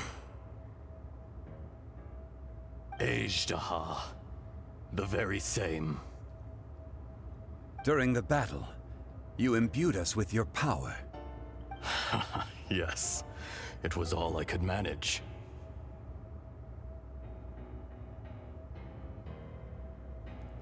Then which one is the real Azhdaha? Forgive me for concealing the truth, Traveler. There were things that only became clear to me upon reaching this tree. Allow me to elaborate. I am not Azhdaha the whole, but a fragment. Heaven and earth, yin and yang, opposing forces. You can consider the existence of me and the Azhdaha you see there to be a reflection of such polarities. We are a schism of the will of Azhdaha. So there are two Azhdahas? No, it can't be. That's impossible. When the seal loosened, your power manifested in this world as a child. With this new identity, you were able to vent about the forces that suppressed you. But would anyone listen? Would they even care? That's when it occurred to you. The loosening of the seal constituted an opportunity to strike back. Kidnapping the miners was all in aid of digging to the entrance to the seal itself. Your plan was to launch an attack on both ends, from outside and within, thereby fully destroying the seal. The audacity! Are you insane? If you truly are a part of me, how is it you find yourself standing on the side of the betrayer? I was another power awakened with the loosening of the seal. Too weak to reincarnate, but strong enough to possess a human body. I was barely conscious. I couldn't remember who I was. Only the past would elicit a reaction from me. But my aim was clear. Find Morax, and aid him in stopping you. I had sensed that something was amiss when you mentioned Dragonfall. Had your power been but a little stronger, I would have recognized you. Don't blame yourself. I have changed beyond all recognition. Only when I touched the stone tablet did I truly remember. It's been so long. A secret beyond all comprehension of youthful humanity and ancient dragonkind. Morax, do you want to tell the tale?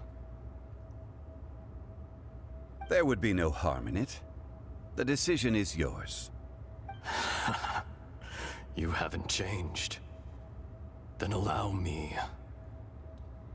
Azhdaha was once a friend and ally of the Geo-Archon Morax, with a lifespan far exceeding that of mankind. However, that which is derived of the Earth is no more or less than the Earth itself. The memories of rocks do not last long. Those memories that survive are rooted in powerful emotion. But as time passes, so these memories fade into obscurity.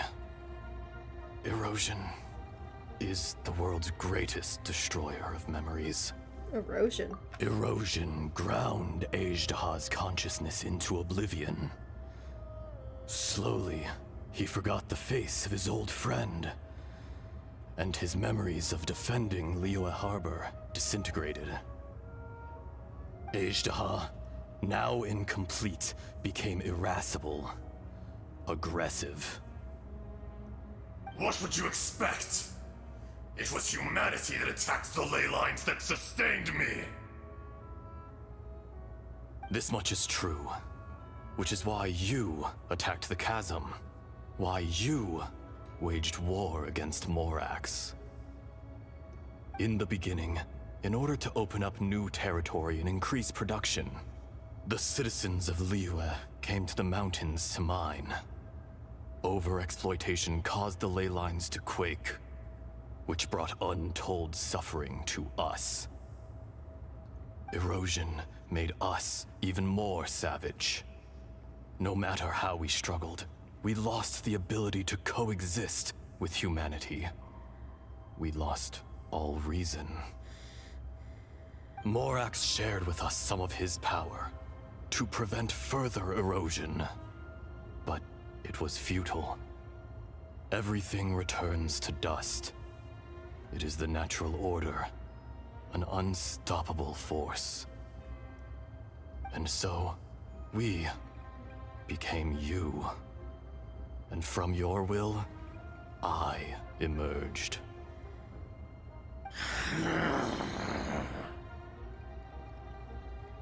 I am your final contract. Witness the promise between Azhdaha and Morax.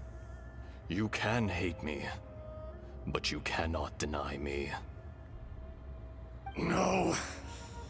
No! I am the remnants of Azhdaha's benevolence, the echo of a contract set in stone. I harbor a willingness to go further, a willingness to coexist peacefully with mankind. No, no! It is I, Azhdaha, forged of elemental crystal, bearer of the weight and memories of the earth, older than the mountains and the oceans that decides. I will not swear allegiance to this insect. Morax is not an insect. A lord over insects is nothing but an insect in turn. You forgot yourself. Nobody held Morax in higher regard than you or I. That which you have forgotten, I hold here in my heart. If you are the memory of the Earth, then I am the memory of coexistence. Of coexistence with humanity. All powers under heaven, rise and fall of land and sea. A star appears within the wild. A sun ascends as bright as jade. Strange. What is this feeling? And all this? You are spent, and I will soon disappear. Before I do, heed these words. In the wilderness, snow falls on a spring day. In an instant, it will melt. Even where it is fleeting, and leaves no trace, even where it will never fall again. No! That isn't true! I don't accept this as fate! Oh, Perhaps it isn't, but it remains an inevitable misfortune. More axe! The little girl vanished! Eroded? Are you satisfied, Ashtaha? I had to make amends. Satisfaction had no part in it. So, Morax, you call yourself Zhongli these days? I do. Well, I'm afraid old habits die hard. To me, you're Morax. As you please. I never did forget your gift of sight. I hardly lifted a finger. Think nothing of it. And yet, you could see. You wouldn't know the yearning of a blind dragon, searching for the sun. A pair of eyes, from Morax to Ajdaha. This, I will remember this.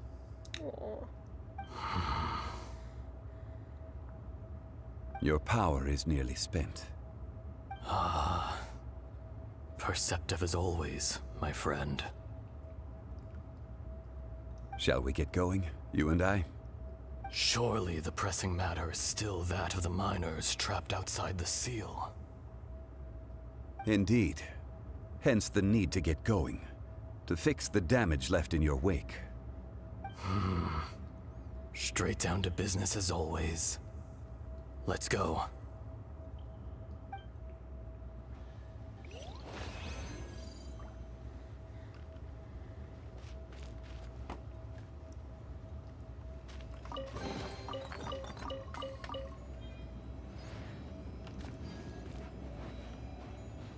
Leave the domain. Huh? How did we get here? We need to go back and check on the miners!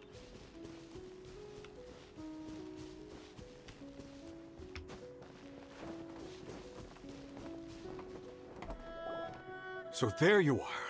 My men and I found your clues and followed them straight here. We found Mao in a tent at the campsite unconscious. It seems he'll be okay. Sadly, we found no trace of the other three. Huh? Young Kun, what is... Nothing. Pay it no mind. Those three miners are over there, in that cave.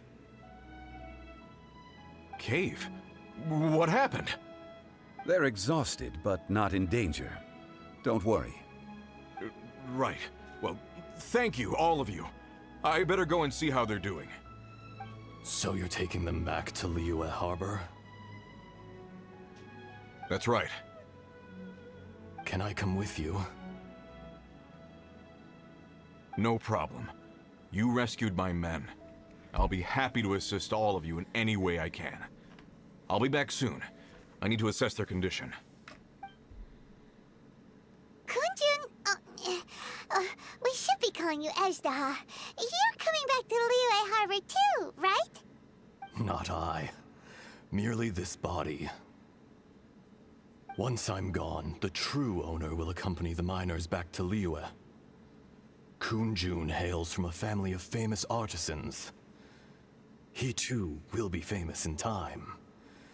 It would be a shame for someone of his talent to go missing. You always did have a great admiration for blacksmiths. Curious how swords and daggers are blind, yet their creators see so much. Perhaps empathy is mankind's proudest achievement after all. Ajdaha, I am no longer the Geo Archon. I can sense it. Today I am just an ordinary citizen of Liyue. Even you met such a fate. Let's get the difficult part out of the way. I cannot guarantee that I won't be awoken a second time. No matter. If that day comes to pass, Liyue must prepare itself to face you. And how will Liyue fare without Rex Lapis? Even without a god above, this remains a nation of men. I was once their god. I ought to be here to witness their rise and fall. All life is shaped and then ground away by the endless flow of time. You were always the strongest among us. Yet, it would seem that even you have been eroded. That's unimportant. Fate is ordained by heaven. Even if our mission had already concluded, it would be cowardly not to strike out on the road of departure. You may live forever, doomed to a lonely existence. Yet, even this is temporary. When you reach the end of time, those people, those past and future relationships predetermined by fate, they will be waiting for you. I do not pretend to match your rhetoric when it comes to the subject of a life long lived. I fear that the life of an elemental being is longer than any in this world. Were it not so, you would have killed me long ago, and would not be having to face me again now. You've brought a smile to my face. When all is said and done, a reunion between old friends is an auspicious occasion. That day in the chasm. Did you hesitate? A heart of stone is a heart nonetheless. But I am the god of contracts, and was for a time a god of the people of Liyue.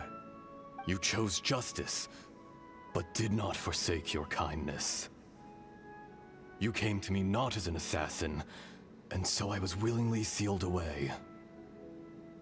The movements of the Earth Dragon can tremble the earth and shake the heavens. With your abilities, even at my full strength, I struggled to confront you, let alone seal you away. Hence my inception. Do not forget that I was there with Liyue's founder. The face may have changed, but the content of the contract remains intact. Old friend, god of contracts. I hereby honor our agreement.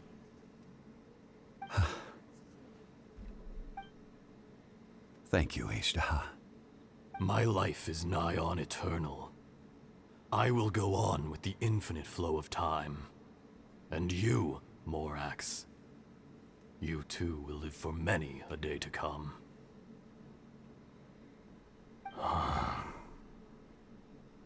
You're leaving?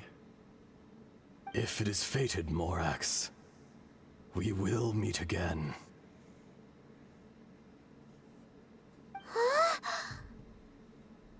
So is this the real Kunju? Yes. Don't be alarmed. He's only asleep. Whoa. That was so weird. It was like he suddenly became another person. In fact, we have yet to meet the real Kunjun. What about Ashtaha? He was a great friend of yours. He was.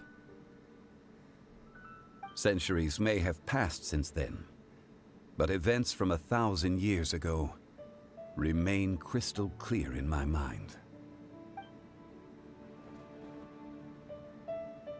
In our last tale, Rex Lapis was walking alone in the mountains. He heard a remote voice, unlike any other, coming from a crack in the earth. Most of the ancient geo life forms that live below Liyue are blind, having not seen the sunlight for an age.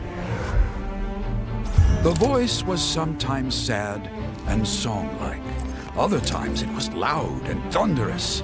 The Lord of Geo searched here and there before finally unearthing a strange stone from the bedrock. That's how Ashtaha was. I answered his wish. and took him above ground. The Lord of Geo took pity on the rock spirit and carved it into a magnificent work of craftsmanship, a vivid representation of a dragon. I bestowed him with a pair of eyes to see the world, and came to an agreement with him. With his fingers, he made 2 eyes, quicker than words could tell. Lightning flashed and thunder roared, and a living, breathing dragon soared into the clouds. I agreed to let him live among the people above ground, but if the day ever came when he brought ruin to order, he would once again be sealed in the dark. The dragon accompanied the Lord of Geo, fighting campaigns alongside him in the 4 corners of the world. We have a saying to eulogize these events. The crash of a spear brought billowing dust. The mountains and waters made way at the sound. The sight of a dragon bestowed with a touch the promise of rainwater blessing the ground.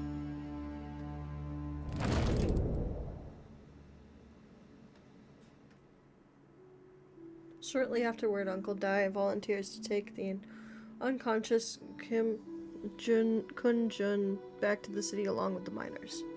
And that's as much as I could read. 1,000 years ago, Azhdaha attacked the chasm.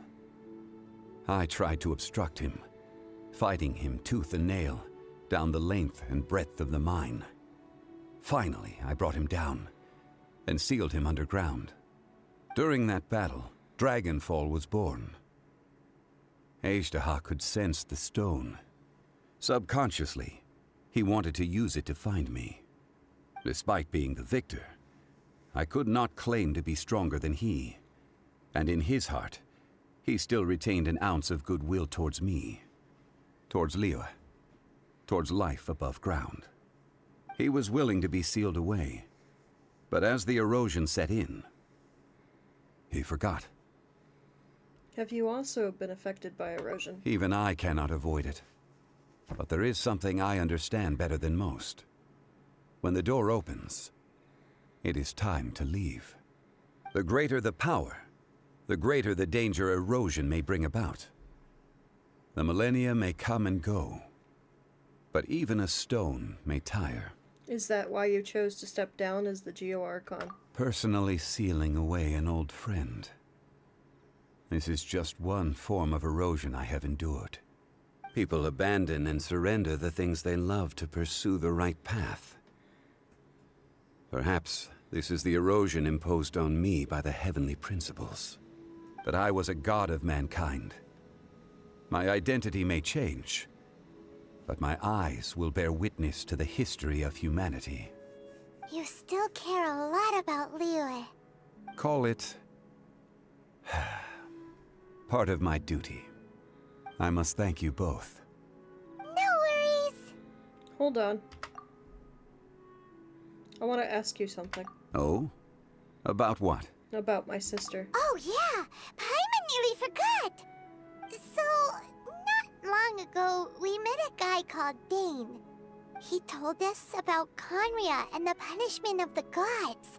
That's when we realized that those events were connected to the person we're searching for. My sibling, this is crucial for me. Zhongli, you're a god. You've lived through thousands of years of history. Surely you experienced the incident?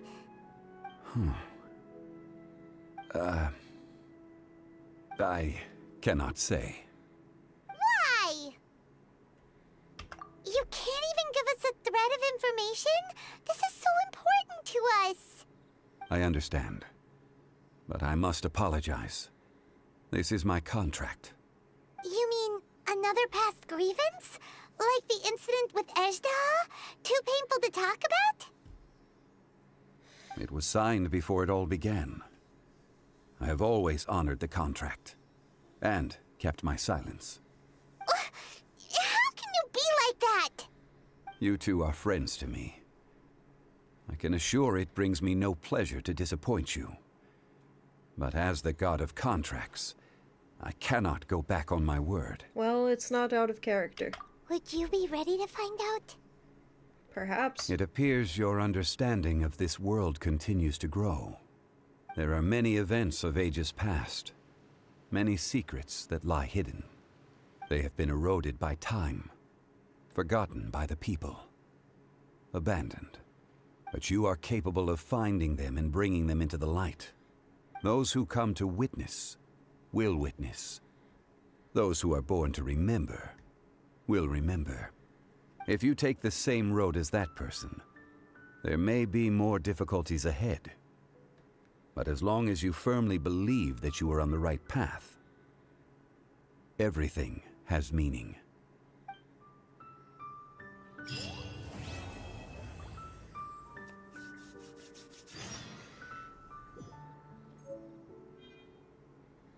That was it. Alright. I promised you guys some wishing. So let's go ahead and do that. We're gonna wish for Varka, because yes. Yeah. Okay. Look.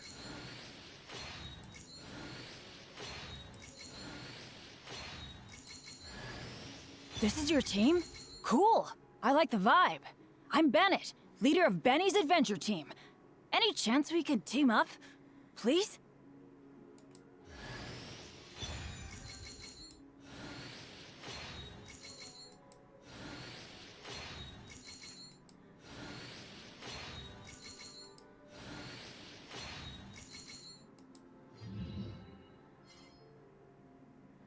Alright. Do I have anything I can grab? No, not yet. Okay.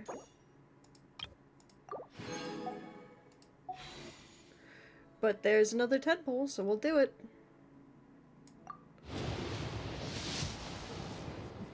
Ooh, it's gold.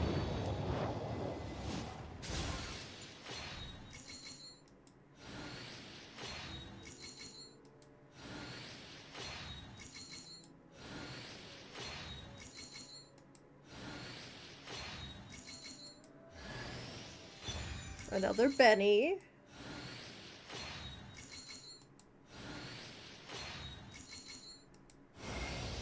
Allow me to introduce myself again, though you're probably bored of hearing it by now. I am Varka, Grand Master of the Knights of Favonius, Mondstadt's Knight of Boreas. I'm here to fulfill the Favonian pledge. I swear by my sword you shall not fall while I stand. Awesome. I have Varka on this account. Whee!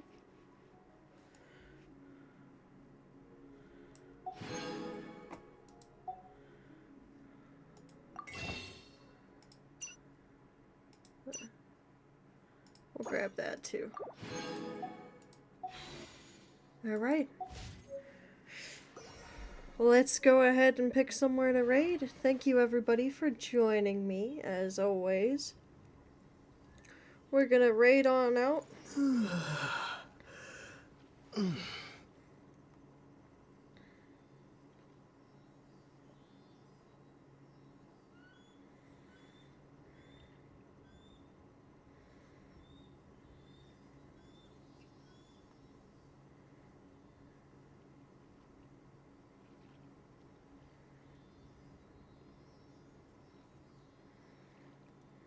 Do, do, do, do, do.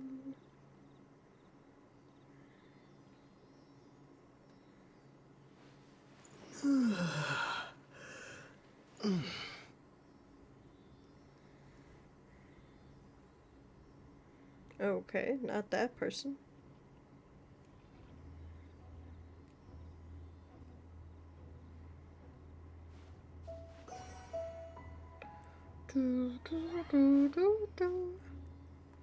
Remember, I will see you bright and early.